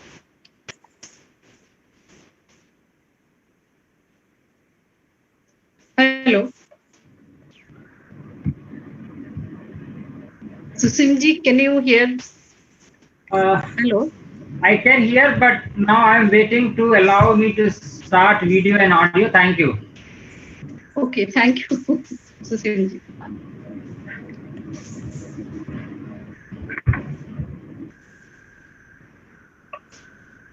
This our international webinar, a convergence of science and faith, why yoga offers a perfect path to well-being. And in this program, I very thankful for Honorable Chairman of Indian Council of Philosophical Research, Professor R.C. Sinha ji, who has in this year, in his leadership, we have given grants to almost 66 institutions, universities and departments to organize International Yoga Day program, among which this is one of the programs. And next to Professor Swati Palji, who is the principal of this GMD college, for very kindly accepting the offer and organizing this wonderful program that we have been witnessing, and Dr. Jayanti ji, who has been continuously coordinating me for last 10 days, and all galaxies of thoughts that has been emanated from the very renowned scholar, Dr. TPS Kumar ji, a very renowned and eloquent speaker of this program, Professor NC Panda ji, well recognized speaker, and Vidhu Chaudhary ji and Dr. Patil ji, and of course our honorable chairman, who has given a wonderful speech opening of this program. Well, I was thinking over the topic of this program, and I was mesmerizing over the very title of this program, which is posing a challenge to a speaker to justify why yoga offers a perfect path to well-being. In fact, I was thinking to speak something in a Hindi, so that I should be better linked with Sanskrit also, and it should have a Hindi component in this program also. A convergence of science and faith. Actually, in our country, we have Veda. हमारे यहाँ पर वेद है, जिसमें न केवल जानना means knowledge, but its realization, अनुभूति, दोनों समाहित है। विज्ञान में या विशेष ज्ञान में या साइंस में, साइंटिया में, स्पेसिफिक नॉलेज में जो मेथडोलॉजी या जो विधि इन्वॉल्व है, वो है accuracy, precision, apparatus, or a kind of way, or we say methodology of science that generates or that leads to a kind of result which is a verifiable to our known mode of experience or experiencing, and it is a verifiable not only to us but by all. So this is what we say that it is a scientific knowledge, or we have now invoked to prove or to bring the things in the realm of this kind of in a scientific whole exercise, where we can together say yes, it is right, it is appropriate, it is correct, and it is truth. However, in the realm of science there is no ultimate truth. मैंने वेद का नाम इसलिए लिया था क्योंकि हमारे यहाँ जो ज्ञान है, इसको अपौरुषेय इसलिए कहा गया है कि इस ज्ञान में अनुभूति समाहित है और व्यक्ति इसमें प्रतिष्ठित है, और इस कारण से ही इसके लिए किसी अन्य प्रमाण की जरूरत नहीं है। क्योंकि योग में भी यदि महर्षि पतंजलि के योग सूत्र पर जाएंगे तो योगस् चित्त वृत्ति निरोध इस परिभाषा को दिया गया है, और सबसे पहले जिन वृत्तियों की बात की गई है क्लिष्ट और अक्लिष्ट रूप में, उनमें 5 वृत्तियां पंचतैया। प्रमाण सबसे पहले उसमें वृत्ति कही गई है, प्रमाण, विपर्य, विकल्प, निद्रा, स्मृति, ये ये वृत्तियां हैं और इनके निरोध की बात की गई है। सो वाई दिस, यानी प्रमाण जो कि प्रत्यक्ष अनुमान और आगम के रूप में प्रमाण की बात आती थी, इन वृत्तियों के भी निरोध के ऊपर की स्थिति को योग के रूप में परिभाषित किया गया है। एनीवे, हम वेद की बात कर रहे थे, मैं इस रूप में ले रहा था कि हमारे यहाँ जो अष्टांग योग, जैसे इस टाइटल में भी हमने रखा है वाई योग offers a perfect path. Path जो है वो रास्ता है, रास्ता में छोड़ना भी है और आगे बढ़ना भी है, मगर जो योग है वो अपने आप में संपूर्ण एकीकृत और इंटीग्रेटेड है, अष्टांग है, पाथ नहीं है, मार्ग नहीं है, उसके अंग हैं, 8 अंग हैं। जैसे सब अंग को मिलने से शरीर बनता है, लेकिन शरीर की भी जो स्थितियां हैं वो अपने आप में उसके ऊपर एक आत्म की या चेतना की स्थिति है, केवल हाथ पैर से शरीर नहीं है। इसलिए यहाँ पर अष्टांग की बात की गई है। और इसके भी आगे मैं आपका ध्यान आमंत्रित करना चाहूंगा, क्योंकि बहुत इसमें सार्थक बातें योग के एक्रेडिटेशन को लेकर पूरे शिक्षा परिदृश्य में इतना अच्छा प्रेजेंटेशन, इतने ऑथेंटिक लेवल से, हायर लेवल से इसको दिया गया। तो जो अष्टांग की बात है, जो ऊपर चैतन्यता की बात है, वो योग में है। और इसलिए केवल ये रास्ता नहीं है, ये सारे अंगों की अनुभूति के साथ, उसके अनुभव के साथ, उस वेलबींग की बात है। क्योंकि इसमें चैलेंज जो टॉपिक में है कि yoga offers a perfect path to wellbeing. What is this wellbeing? हम कहते हैं कि कुछ अच्छा लग रहा है और कुछ अच्छा नहीं लग रहा है। This is the threshold of wellbeing. और WHO also defined in its definition of health.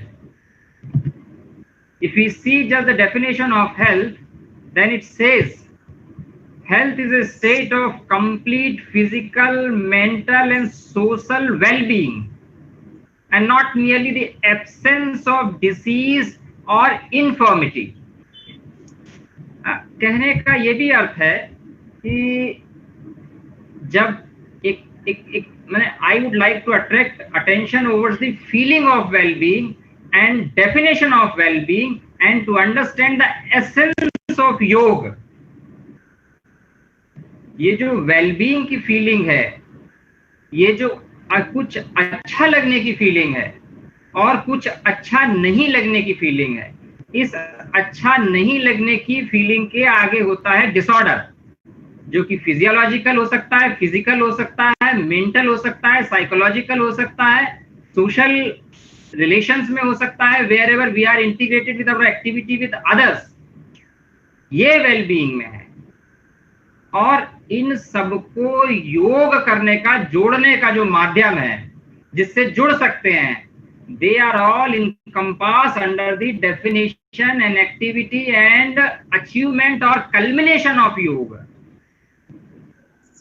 योग केवल इतना ही नहीं है, इसीलिए इसमें अंगों की बात की गई, अष्टांग की बात की गई है।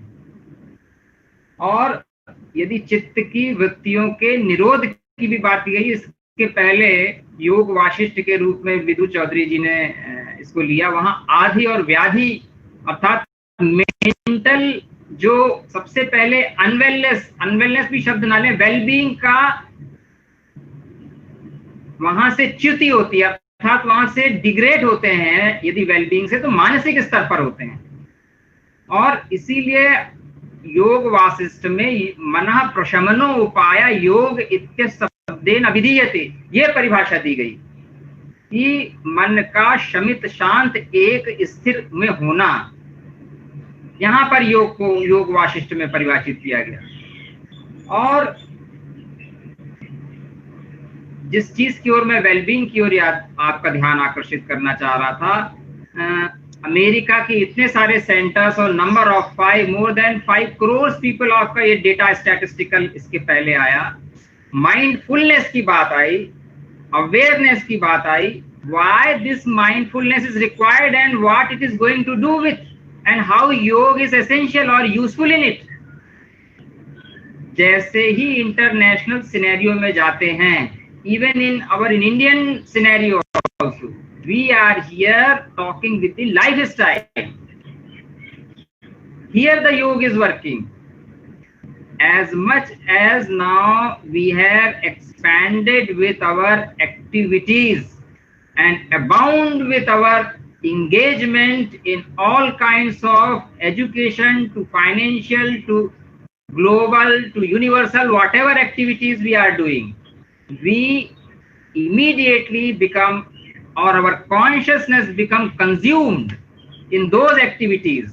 And as long as it is supported by our infirmity or our strength, physical strength, our psychological strength, or our emotional strength, there we are able to cope. And where it is not able to give support, there we are feeling unwellness, there we are feeling exhausted, there we are feeling degraded from our feeling of well-being. Having said so, how yoga works?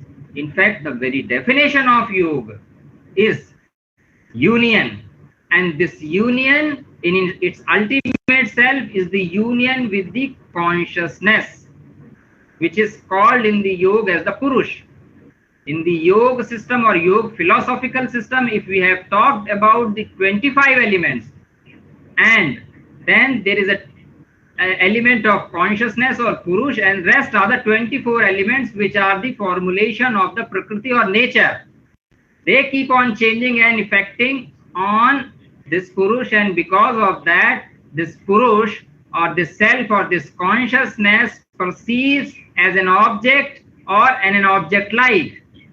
There what is the feeling of, जो हम well-being की बात कर रहे हैं, यहाँ पर well-being की feeling को पकड़ने की जरूरत है. और इसी के साथ यदि हम योगी होते हैं या योग होते हैं या इससे यूनियन होता है, there it is the physical योग. यदि हम इसको mindfulness से we maintain our mental disposition or our mental consciousness towards our health. Health, actually the word very meaning, it's healing.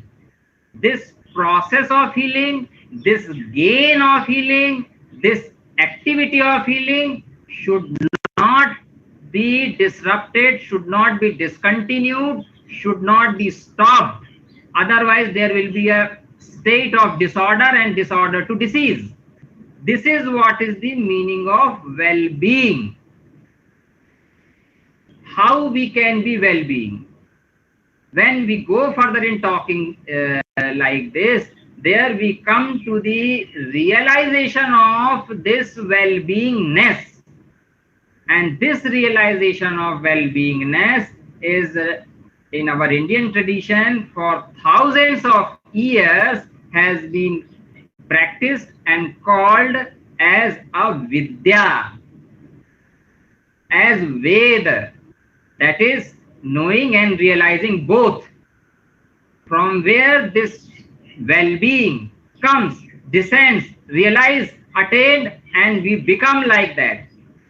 So this very topic, why yoga offers a perfect path to well-being, is very much justified. Now I come to the perfect path. What is perfect and what is not perfect? Not perfect, even we compare with the science, it is the ever growing or ever evolving process of truth or perfections, or whatever we discovered of further truth or further level of truth or further realization of the facts which can be further verifiable by the scientific methods to the all. This is what. So this perfection involves and evolves a process of union from the preceding to the forthcoming. And this is in general the meaning of, encompassing meaning of the word yoga, union. And therefore any usage of the word yoga in itself is a perfect. Otherwise it has to be perfected, and again it will be only through the process of yoga or union or addition it will be perfected. So again, this topic which has been chosen here, the perfect path yoga, is very much justified. Now, with regarding to the convergence of science and faith, actually, after the very much discoveries and acceptance of science and our training in our education system, what we say the विज्ञान, इस माध्यम से पढ़ के हमारा मानसिक स्थिति या ग्राह्यता का जो एक अभ्यास बन गया है, एक वृत्ति बन गई, इसको भी मैं कहूँगा योग की भाषा में, कि जब तक उसमें विज्ञान या साइंस लग के ना आए वो ज्यादा एक्सेप्टेड नहीं होता है। और योग में जब हम वेलबींग की बात कर रहे हैं और कुछ अच्छा लगने की बात कर रहे हैं, तो ये हर एक व्यक्ति में उसकी level of knowing, level of feeling, level of experiencing, level of realisation के हिसाब से या उसके उस लेवल से ये अलग अलग हो सकता है। ये ग्रेजुअल है, ये म्यूचुअल, एक स्थिति से एक लेवल से दूसरे लेवल में परिवर्तित होने वाला, उसको अटेन करने वाला है।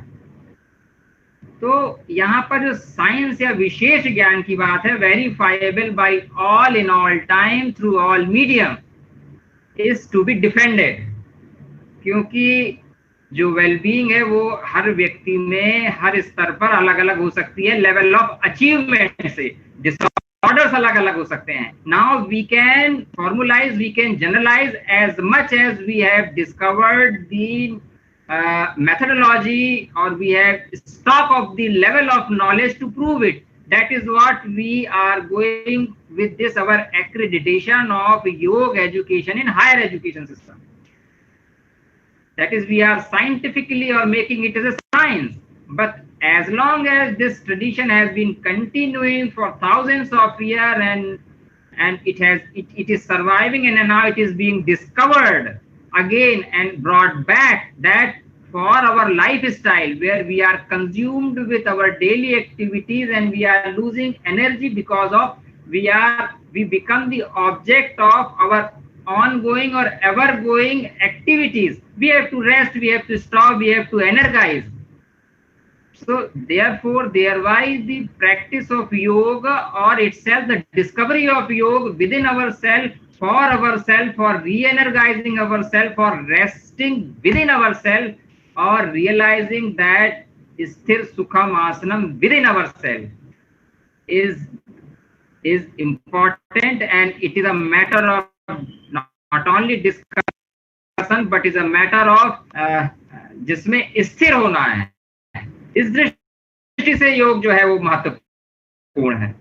और साइंस तो हम इसको योग को बना ही रहे हैं, और अध्यात्म विज्ञान का ये सहस्त्रों वर्षों से, हजारों वर्षों से रहा है। यहीं से एक और महत्वपूर्ण बात है जो इस चर्चा परिचर्चा में छूट ना जाए, जिसकी ओर मैं आपका ध्यान दिलाना चाहूंगा, कि विज्ञान जो बनता है या ज्ञान जो बनता है वो कॉन्शियसनेस में बनता है, एंड योग जो है that is to gain the consciousness from its very lower level of realization to highest and very purified level of realization, that is the pure consciousness. And every knowledge occurs in this consciousness, and yoga is the methodology of gaining or attaining or becoming conscious. चैतन्य पुरुष का जिसका स्वभाव कहा गया है और प्रकृति से इसको अलग कहा गया है. This is what exactly the yoga, and this is what exactly the powerfulness in the yoga, and this is what is the becoming of the yoga.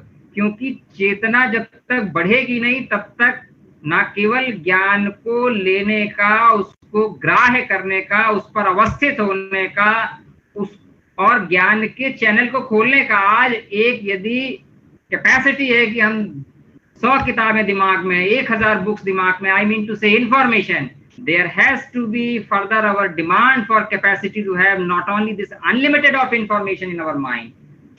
I would like to take two juncture here, that is to enhance the capacity which is there in the methodology, or there is the ashtanga और योग के अंगों का है, क्योंकि जब तक अंग सुदृढ़ नहीं होंगे तब तक उसमें रहने वाली चेतना की स्थिति भी विश्वव्यापी या सर्वव्यापी नहीं होगी। सर्वव्यापी विश्वव्यापी से ये अर्थ नहीं है कि इसमें सारा वर्ल्डली ज्ञान एट ए टाइम आ जाएगा, but a feeling of wellbeing, a level of balance where one has to satisfy, yes, I have this much of activity to do, I have this much to gain, I have this much beyond, or the way this is how I can achieve more.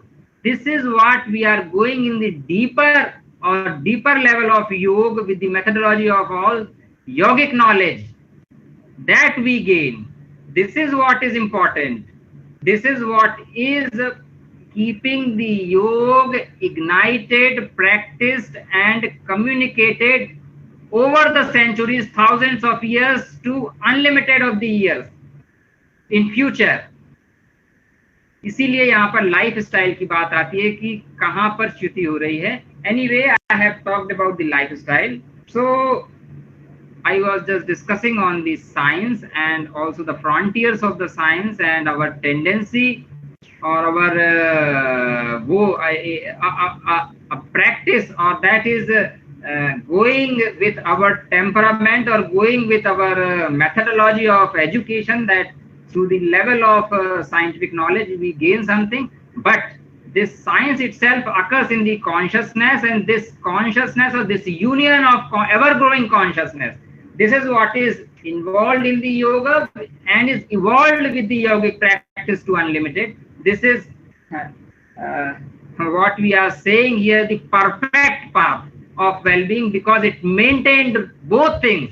That is our need for growing within ourselves to outgrow to a level of worldly to spiritual level or spirituality. Spirituality doesn't mean that something that we cannot understand immediately, or it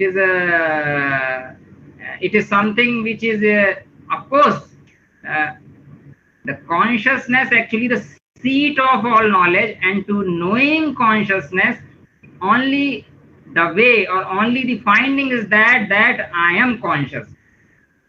So beyond of worldly knowledge, beyond of all excellence, what is in the yoga is this feeling of well-being, and over to this feeling of well-being, to the pure consciousness, that is the scientific, in fact, yogic science, or again, if not to use the word, the very meaning of the word is yoga, that is the chitta vritti nirodha, the disposition of the or the playing of worldly after the ever satisfaction of activities of all in entire of our all endeavor, where we get towards our transcendence, towards that pure consciousness. Up to that yoga build the path, or therefore thereby two definitions. Samatvam yoga uchyate, that is the leveling of the our excellence, our energy level, our enhancement, our ever going, that gives the yoga gives the power, or yoga gives the mental capacity, consciousness towards this samatha or samatva, and therefore thereby the definition yoga karmashu kaushalam is also to be realized in this way. So the very challenging title, A Convergence of Science and Faith, why yoga offers a perfect path to well-being, I would like to end note, because we have had enough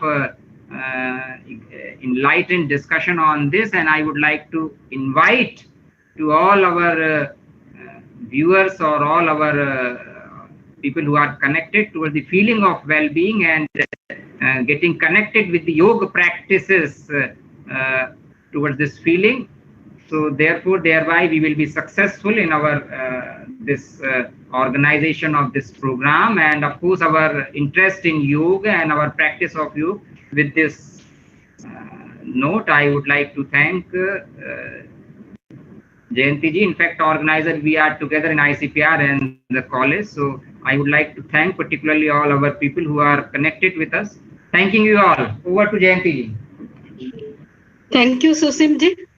Thank you for your brilliant presentation and आपने बहुत अच्छी तरह से बोला सबको जुड़ने का नाम ही माध्यम योग ही है. Thank you so much. You also said realization of well-being. You also focused about Ashtanga Yoga, Vedas, Upanishad and Pramanas के बारे में आपने काफी अच्छी तरीका से बताया. So thank you so much. Over to Sudhya ma'am for the question answer session. Yeah, a very, very insightful session by all the speakers. I'm really grateful to all of them. I don't want to spend more time. Professor Sinha, there are 2 questions for you. And I thought I'll just mention the questions to specific speakers and they could note them down and answer them accordingly. So Professor Sinha, there are 2 questions for you. One of the question that has been raised is that according to you, faith is not based on reason. Kindly explain. And the second question is, sympathy is a good source for realization of ultimate reality, or would you suggest that one should practice yoga only? I would like to move to Dr. T.P. Sashikumar. Sir, there are 2 questions for you. How can intellect be a part of yoga? And if you would be kind enough, sir, to share your number. I think Dr. Swatipal has probably shared it on the group chat, your number, so that people can order the book that you had mentioned. And the another question, there are 2 more questions. Can science vanish the subject-object duality? And if there is a conflict, what should be given priority, faith or reason? Then the next question is for Professor Panda. In the midst of COVID-19, where each human being is being seen as a potential biohazard, how are we going to resolve this paradox of physically distancing and understanding yoga as envisaging the path of collectiveness with the other? And would you suggest that pranayam is an alternative to yoga? And the next set of questions is addressed to you, Dr. Patil. How can yoga be helpful during the pandemic? And would you think that yoga is a form of worship? And to Ms. Vidhu, the question is, could you suggest some yogic tools for mental health and well-being? Some tools which could help us in balancing our emotional, the volatility that we encounter. And to you, Dr. Sushim Dubey, how would you talk about or explain the meaning of self-alignment? These are some of the questions that have been put up by the participants, and I would request the speakers to take them up one by one. Thank you.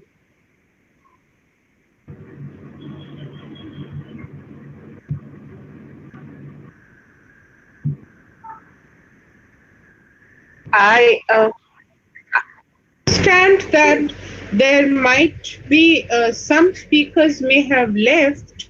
So if you invite a specific speaker to respond to their questions first, then at least we will know if they are still there and if they have. All the speakers are there. Dr. Kullar, all the speakers are there. Don't worry.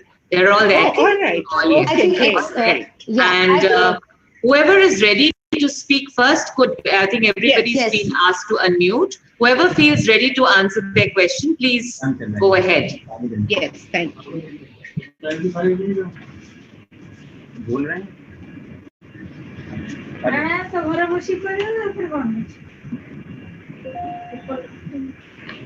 Jagannath, why don't you start? No, I actually wanted to suggest that we can follow the same sequence of presentations to respond.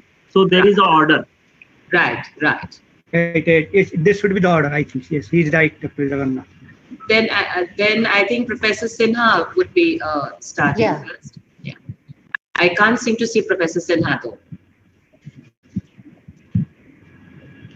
Jayanti, is Professor Sinha there? I can't seem to see him. Yes, Sushim ji, is Professor Sinha is there? I don't see him there in the windows, his name perfect. Perhaps he is not. So could we take the next speaker then? Could we take the next? Maybe he could join us later. No, he's there. He's there. He's there. Okay. Our chairman is there. Right. Professor Sinha, can you hear us?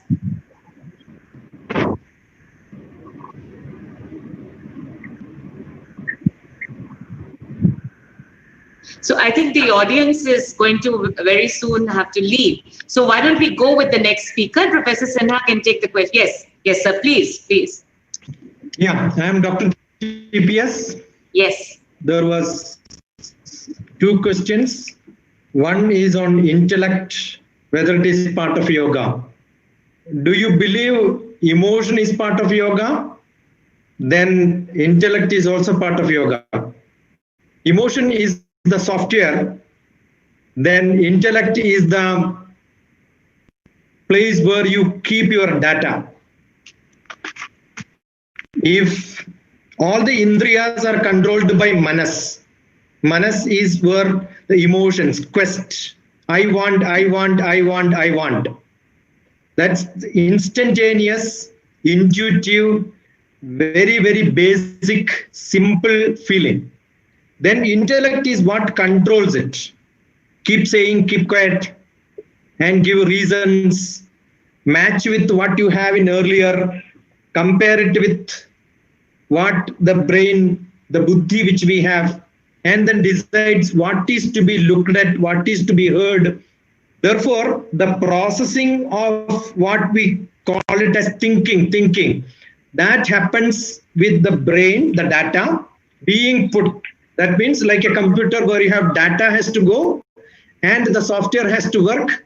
Then it decides what input and output has to function. So when Bhagavad Gita, Bhagavan said, Uddhared atmanatmanam atmanam avasadhayat atmaiva hyatmano bandhu atmaiva ripuratmanaha. When we have a buddhi which says that I should not do this, probably the Atma is like a judge. And buddhi is the written rule the administrators are supposed to follow. The manas is the people who want things. Administrator will have to decide. But the Atma will tell what you have done is right or wrong. So there is a control between all this. What happens to a yogi? In a yogi, both administration, judiciary, requirement, all that becomes one. That is why he says, join all of them together. So for a yogi, there is no difference between intellect and emotion and Atma. All of them remain same. But for a common person, in varied level, it could be different. As Bhagavad Gita described 3 gunas, you can see it is more for some people. Rajasic people may have more buddhi but less of heart. They are more practical oriented. But for a sattvic person, he may have emotion which is matching to the Atma. He becomes Atmiya Purusha because his indriyas are controlled by Atma itself. So this is how we can explain. We could go on and on, hours together, days together on just this topic. It's one of the best topic which I like. As Vidhu was also mentioning, it's 5-fold development. Physical, emotional, intellectual, social, spiritual. It doesn't change for people to people. Don't think like that. It keeps on varying. It's like a rhythm. In Western science, it's called biorhythm. In biorhythm, it keeps on changing moment by moment, place by place, people with whom we are associated. Because we are not alone. There is a satsang. That's why we call satsang matters. If you have good people around you, the frequency matches. Whatever I speak, the same thing the other person also will speak. You don't even have to speak. The silence communicates more. Bhagavad Gita is not 4 hours where Krishna gave a lecture. It could happen just in instantaneous. But when the same thing Vyasa explained for us, it takes 4 hours. And probably when I explain to somebody else, it will take maybe hundreds of hours of lecture. So the intellect varies because the frequency varies. And emotion varies. So there has to be a harmony, or it can be a coherence. There can be an interference. So it depends on whether you match with them or not. So intellect also plays a role, because everything is one. We are only putting them into compartment. Otherwise, it's like a masala, sambar given. Everything is inside that. You cannot separate them and say this is that, this is that. For academic purpose, we explain this is what, this is what. But theoretically, it may differ, but practically, it's all one and the same for a yogi. That's one. And there was one question about books available. All my books, all my knowledge is free. Nothing is charged. I am rich for my cup of tea. All of them are available on EE. Just log in onto my website. Don't have to worry. Just search for Dr. TPS. That's my name. DR for doctorate, TPS. Temperature, pressure second, top police service, thermal power station. You can just log in Dr. TPS and search. You will get my books. Title, whatever you want. You want poetry? Write that. Philosophical. All the slokas which I chanted at some point of time, when I was in Delhi, I have made a book of this that is called the Nitya Sloka. All of them have been explained scientifically, philosophically, each verse by verse, one page probably. That's all available in blog. You just type in Purne Manasi Sampurnam. Vidhu was mentioning about Rama psychological problems. So if you know the sloka, type Dr. TPS Purne Manasi Sampurnam, you will get an essay on that. So I have written huge number of explanations of all of them. There are 60 for blogs. My number is also part of my name. I don't know, people have not noted. Somebody was asking my number. You can just put my number 94474379948 and you can reach me easily. Next question was the science, the object and the subject, reality and the faith. I think that is where I started saying, when I say this is my pen, I have first believe that this is a pen. If I have no confusion, if I am very clear, then I am either going to throw it because I know it's not a pen. If I have a doubt on that, then I am going to test it to check whether it is a pen or not. So always faith is with an iota of doubt. Why do you have that iota of doubt? Because I am not very clear. That is why I said, Atnana Timirandasya. Knowledge gives you that vision, that visibility.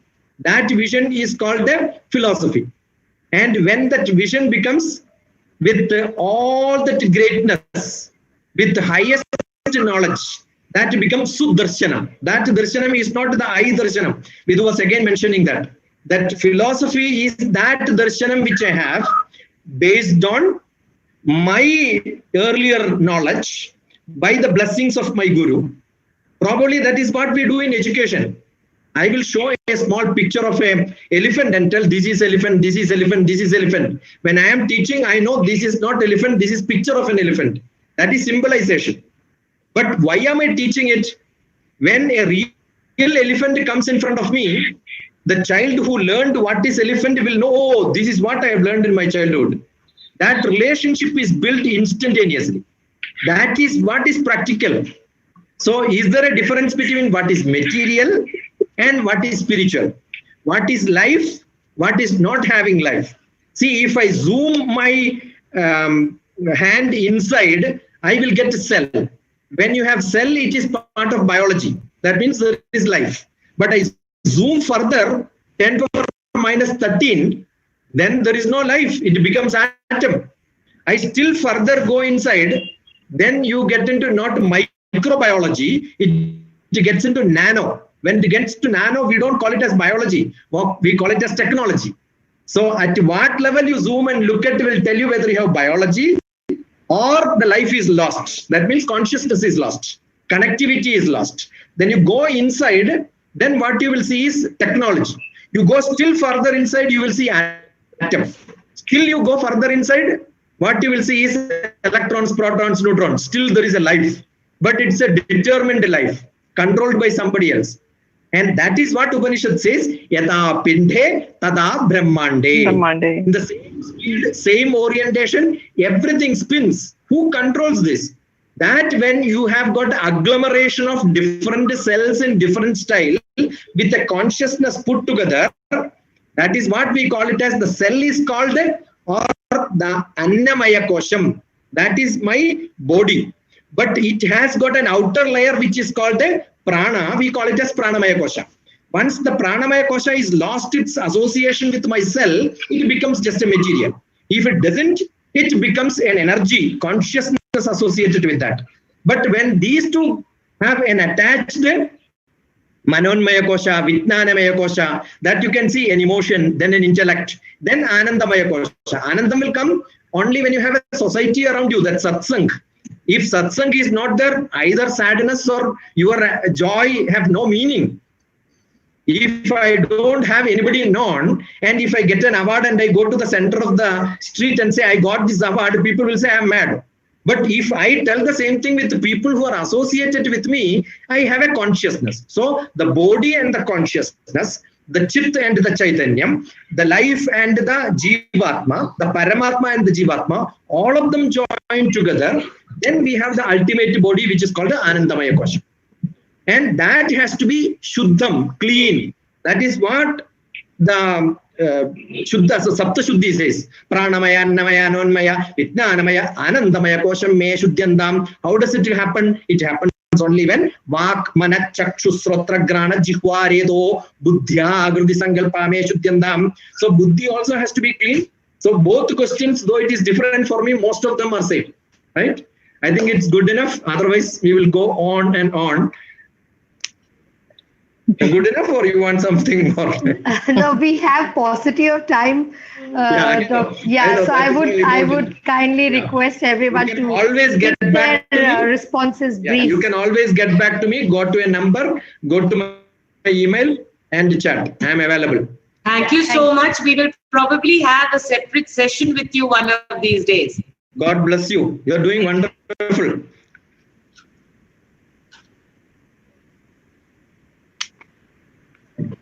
The next... I think Professor Sinha is here now. Professor Sinha, would you like to answer your questions? Maybe Sudhya, you could read out the questions again because Professor Sinha might have missed them. Okay, Professor Sinha, I think you got the questions. So please repeat the question. Yeah. So there were two questions, Professor. One was that according to you, faith is not based on reason. You had to explain that.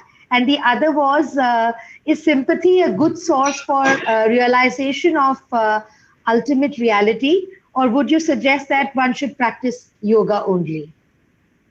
Okay. So first of all, I must thank those who have raised questions. The faith is, I contend that faith is not anti-reason. So a reason has got its role to play. That's why I made a distinction between blind faith and enlightened faith. When reason prepares the ground for faith, that becomes enlightened faith. And when we have faith without reason, that becomes a blind faith. So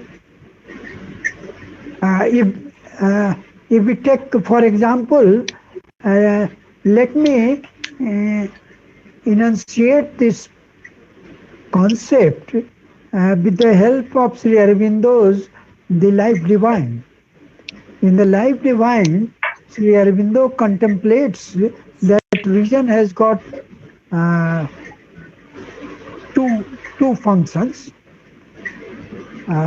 One is the lower one and the other is the higher one. So reason can be understood in two ways. One is the technical reason and the other is the ontological reason.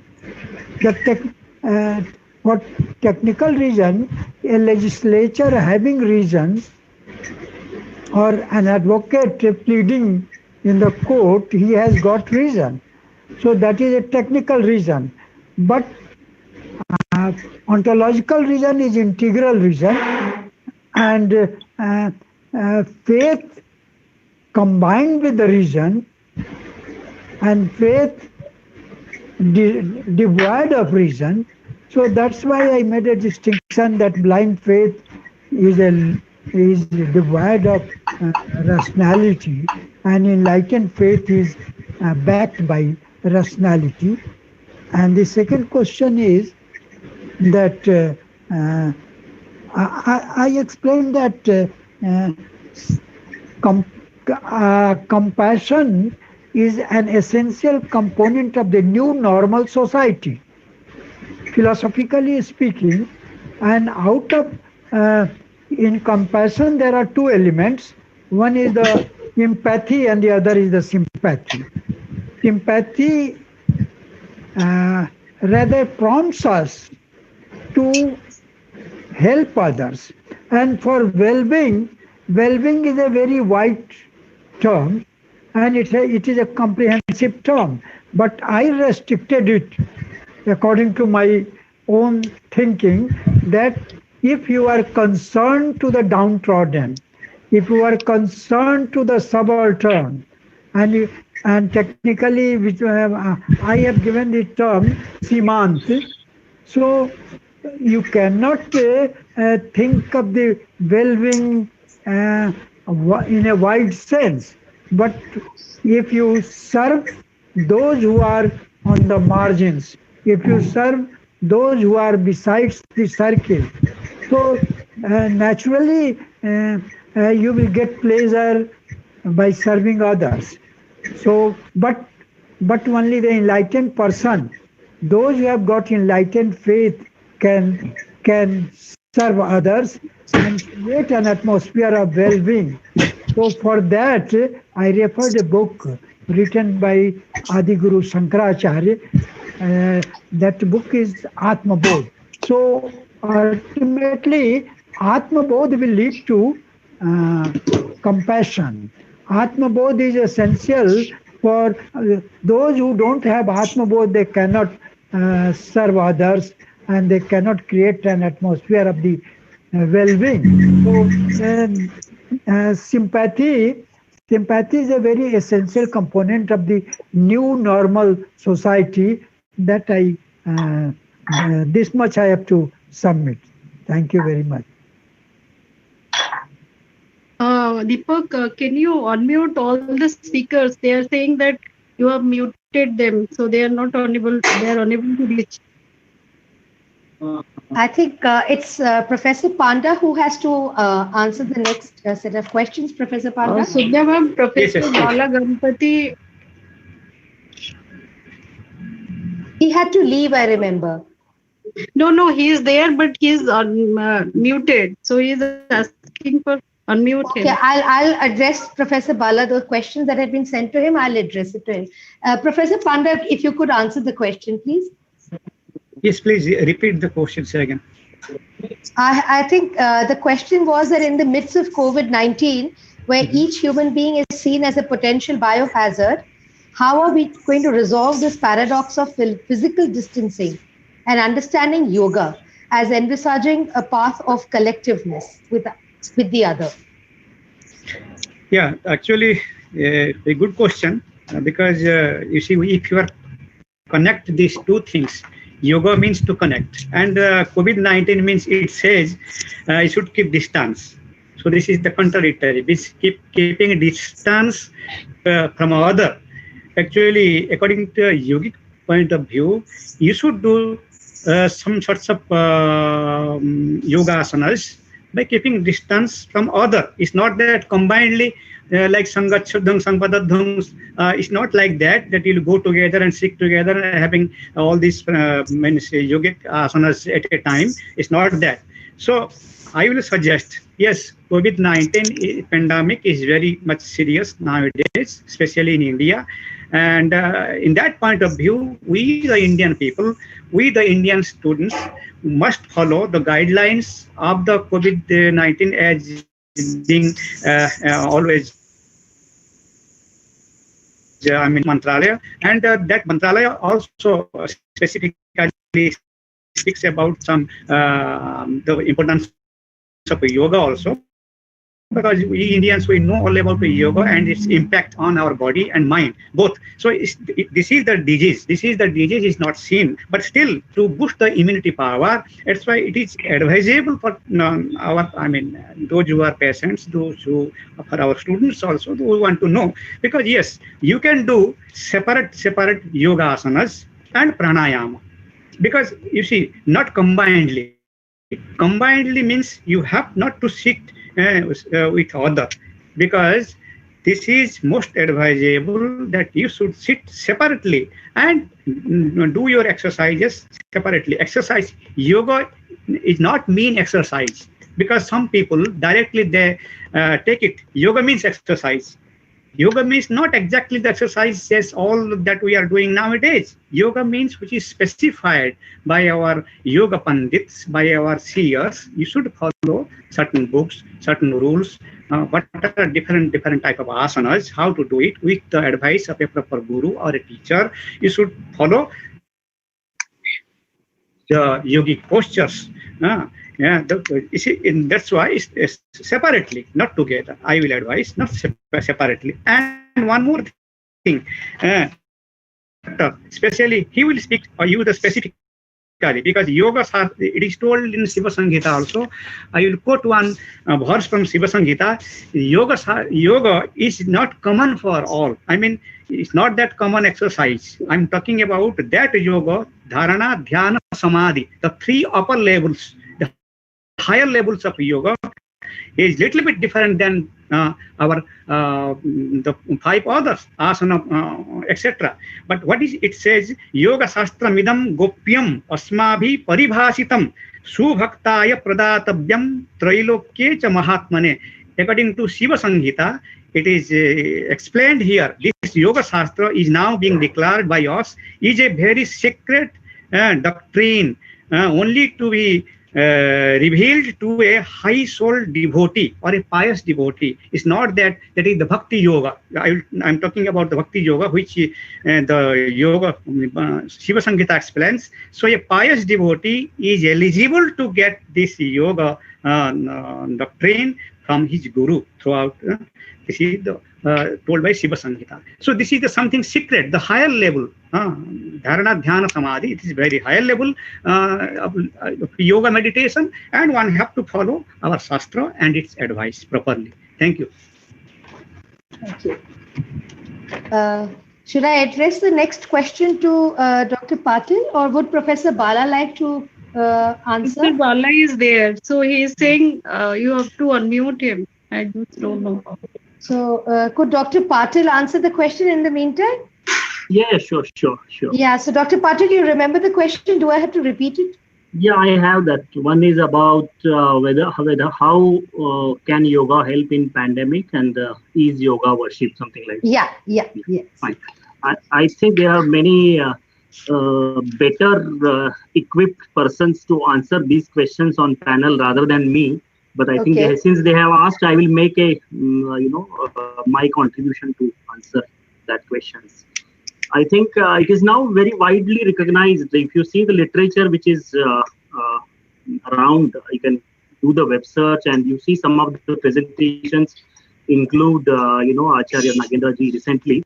I'm quoting outside India also. There are very evidence-based experiences shared from UK as well as Canada, how the patients who were undergoing some kind of COVID-19 treatment and isolation and these things, how they benefited from yoga. These very much evidence-based experiences are out in domain. So you can see that, and we have seen for ourselves also how during this challenging time, yoga has been proven as a stress buster, particularly besides other benefits such as building immunity and like remaining calm in this period, having some kind of empathy and sympathy. So I think I can go on, but I think let others contribute to that. But definitely yoga has regained its prominence. People have realized the benefit of yoga and the peace that comes with it in this mad race of living that we are into. That is one. The second question is I would leave it to the thinkers and scholars of philosophy to respond to that. It is a simple question of, is yoga a worship? I would say, if you are a believer, it is worship. If you think that you are a rationalist person, then I think it is a very good exercise for your mind and body. It depends on from where you look at it. It depends from the perspective, but it is definitely, it can be a worship for those who believe, and it can be a benefit or exercise or science for those who look at it from that perspective. I stop with that. Thank you very much. Thank you. Thank you, Professor. Could I address it to Professor Bala now? There's a question for Professor Bala. He's been unmuted. No, ma'am. He is not there. So you can continue with others. Okay, so Vidhu, could you answer the question that had been posed to you? That if you could suggest some yogic tools for mental health and well-being. Like as I said, that your physical aspect has an impact on mental, and mental has an impact on physical. So when we talk about Ashtanga Yoga, or when we talk about Patanjali Yoga Sutra, so Maharshi Patanjali has given a lot of tools. Like he has given a Vairagya, Abhyas, Kriya Yoga, Ashtanga Yoga, and various, but our body has become that much of corrupt that we are not able to do or follow those practices. So just because these practices are for Raj Yoga, so if we cannot perform the practices of Raj Yoga, now we will move on to the next lower thing, Hatha Yoga. So Hatha Yoga, what are the tools given to us in Hatha Yoga for practicing to get rid or to get the stability in our emotions? The only way is getting rid from those toxins. So if you talk about what is given in Bhagavad Gita, so it talks about Achar, Vichar, Ahar, Vihar. So it is a complete lifestyle. So there are n number of tools given by yoga to you, but now it is up to you which you can follow. But the only key is determination. Do anything but determination. Do yoga every second. Every second yoga means living in presence. Every moment living in presence. If they can practice that is yoga. That can lead to stability. Or if they can do yoga over mat, that what is like mostly popular nowadays. So every day doing 1 hour, at least giving 1 hour with yogic fundamentals, doing yoga postures, asanas and pranayams with yoga fundamentals, with awareness, with breathing, with consciousness, that will really help you to build up yourself emotionally. You might think everything is physically. How can doing anything physically will have an emotional impact? The very same way I talked about that physical has impact on mental. But because mental has become that much of corrupt and is not at all stable, so we will not take this route. We will take this route now. Now we will do that yoga over the mat, 1 hour of practice, asanas, pranayams with yoga fundamentals and with determination. It is not at all like that. Today you wake up, you were in a lot of motivation and everything, and third day you just skip, you just give up on that. Determination, abhyas, we have a definition, long term, continuous, sadhu, dirghkal, nirantar. Abhyas, these are the characteristics of abhyas. This is how the abhyas needs to be done continuously with complete respect, with complete determination. So the only tool, this is the only tool, 1 hour every day means you have 24 hours, just give 1 hour to your practice, and that is well sufficient, because we cannot take this part because mentally we are quite unstable right now and corrupt. So we will take the physical aspect. Physical way, the eating, overeating, avoid overeating in every cases. Why? Because overeating takes your energy to a different channel. Automatically, it is also a hindrance. It is a badhak tattva of your practice. So try to control your eating and limit your eating and maintain a lifestyle. Thank you, Vidhu. One more thing. Yes, I will add one more thing, because regarding the concentration of mind. Actually, in my lecture, I have already mentioned all these things because being a student of Indian philosophy, I must stress because Vidhu ji has already told about Abhyasa. It is the sutra in the Patanjali Yoga Sutra. Abhyasa Vairagyabhyam tan Nirodha. Nirodha means just to stop. What to stop? Because through your abhyasa, practice, because every day you do some practice, and vairagya means that is, you can say, non-attachment with the kamanas, vasanas, or your, you can say, the materialistic world. You should detach from the materialistic world and concentrate on one thing, that is the mantra yoga. But mantra yoga means itat japa tadartha bhavanam tasya vachaka pranava, is told in the Yoga Sutra. Because what we have to japa, that is the mantra. Mantra means the pranava. Pranava, the onkar. One should mutter, one should japa this pranam mantra, onkara, at least to concentrate his mind. It is essential to sit.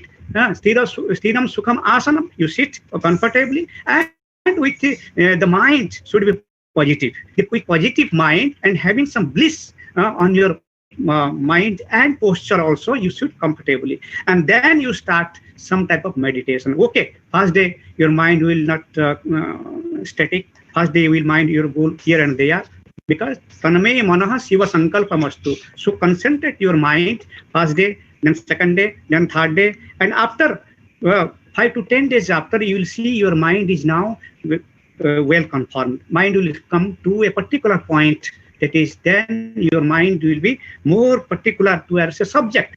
That subject, that the goal is pranava. That goal is omkara.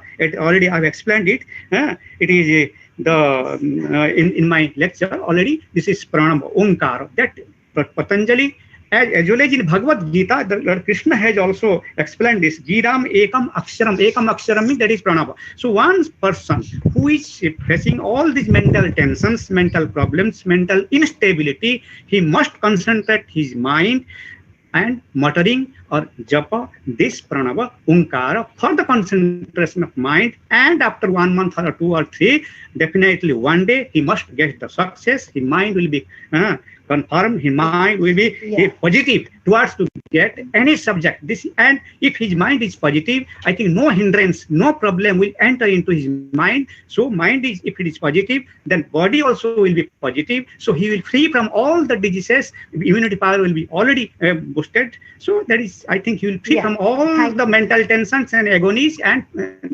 sorrows and dukhas, and free from all the tensions. So finally he will free and get the shelter of Krishna or Vishnu or any person he meditate upon. So this is all. Thank you. Thank you, sir. Dr. Sushim, I think I had mentioned those questions to you. If you could answer those questions. Kindly just to make it once more to me, what exactly was the question? I think one question was if you could explain what is self-alignment, and could science be helpful in blurring the distinction between the subject-object duality? I am exactly not able to listen entire question because voice is very less. The question is, could you explain self-alignment? Yes.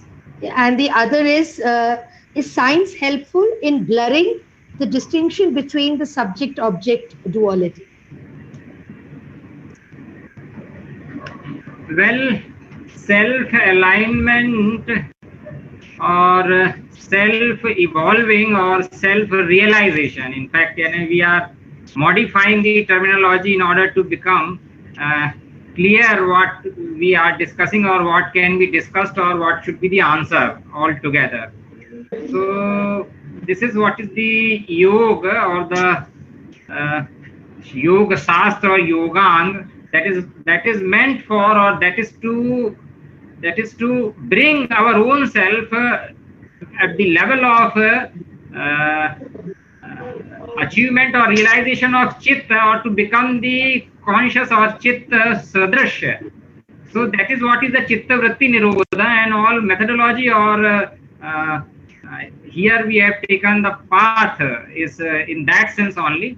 So doing this is of course not only self-alignment, but relinquishing or making other things which are not required in our journey towards our progress towards the higher consciousness, that is with yoga, and regarding the duality of science and nature, this is what is the whole theory of Sankhya Darshan, which is dealing about the time immemorial in our Indian tradition or Bharat Bhumi, which is telling about the Prakriti nature, because the science with all material things, and Purusha is the self, and this duality remains or vanishes itself in a transformation of Sankhya philosophy to Advaita philosophy.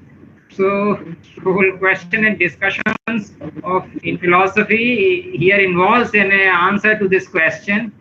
And of course, at the last, actually the person is the one who is the engine, or who has to do, act and realize. So as long as we are satisfied with the duality, thereby there will be duality. And when we are ready, we are eager, jisko what we have had, the word is mumuksha, and we want to jump into the unlimited in the level of consciousness alone, or pure consciousness, or whatever the term will be. There all duality itself will vanish, and as long as we will remain there, that will be the stage of consciousness, or samadhi, which is the last yogang in Ashtanga Yoga, or the achievement, in fact, is not the sufficient word, which in itself is the stage of yoga. So thank you. Thank you, Dr. Sushim Dubey. I would now like to call my colleague, Dr. Sipu Jaiswal, to please give a vote of thanks to all the speakers. And I'm really, really thankful to all the speakers for such an enlightening session, and to our dear principal, Dr. Swati Pal, as always, standing behind us. Dr. Sipu Jaiswal, I would now like you to please extend a vote of thanks to all the distinguished speakers. Over to Sipu. Thank you.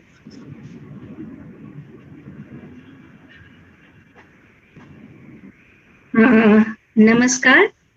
समय की सीमा में यह पड़ाव तो एक स्वाभाविक प्रक्रिया है।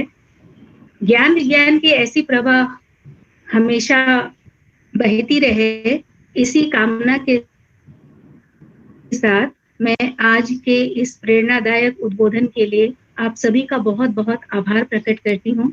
ऐसे सुनहरे अवसर प्रदान करने के लिए कॉलेज की प्रधानाचार्य डॉक्टर स्वाति पाल का सर्वप्रथम आभार प्रकट करती हूँ। भविष्य में आप सभी गणमान्य वक्ताओं को पुनः सुनने का अवसर हमें मिलता रहे, इसी कामना के साथ मैं ICPR chairman professor RC Sinha ji का आभार प्रकट करती हूँ। Program officer doctor Sushim Dubey की बहुत बहुत आभारी हूँ। और इसके अलावा जो हमारे इतने इनलाइटेंड वक्ता हैं, हमारे अध्यक्ष दर्शन शास्त्र विभाग के प्रोफेसर बाला गणपति, डॉक्टर TP शशि कुमार वैज्ञानिक और शिक्षाविद, और प्रोफेसर NC पांडा ICCR, और डॉक्टर जगन्नाथ पाटिल, डॉक्टर विधु चौधरी, आप सबों का मैं बहुत बहुत आभार प्रकट करती हूँ, हृदय से धन्यवाद प्रकट करती हूँ। इसके अलावा जो हमारे टेक्निकल टीम है, IQAC की शिल्पा, तनु, सुरेंद्र सर, दीपक जी, आप सबका बहुत बहुत धन्यवाद। और हमारी संयोजिका डॉक्टर जयंती P साहू का विनम्र धन्यवाद। और जो हमारे दर्शन शास्त्र जानकी देवी का विभाग है, इनके सारे सदस्यों का बहुत बहुत आभार। और बस इसी कामना के साथ ये अल्प विराम है कि हम दोबारा मिले और ऐसे ही प्रेरणादायक उद्बोधनों से हम हमेशा एनलाइटेंड रहें। आप सबका बहुत बहुत आभार। आपको धन्यवाद। Thank you very much. May I request all the speakers and all the members of Philosophy Department JDMC, as well as the IQAC technical team, to please switch on their videos so that a photograph can be taken. We'd like to document this, please. Yes, in fact, everybody can just switch it on. Who is going to take the photograph? Shall I try? Yes, Only please. it will come with me doing this. So will somebody take this photograph? No, Ruplekha, we can't have your face hidden. Let me try. And I really want to take the opportunity to give my personal vote of thanks to all the distinguished speakers and to the chairman, ICPR, for absolutely, mesmerizing webinar. I can see from the feedback that is just flooding the chat box that everybody was hypnotized by the information and the way in which it was presented. Thank you very much, all of you. Okay, let me try. Okay, smile.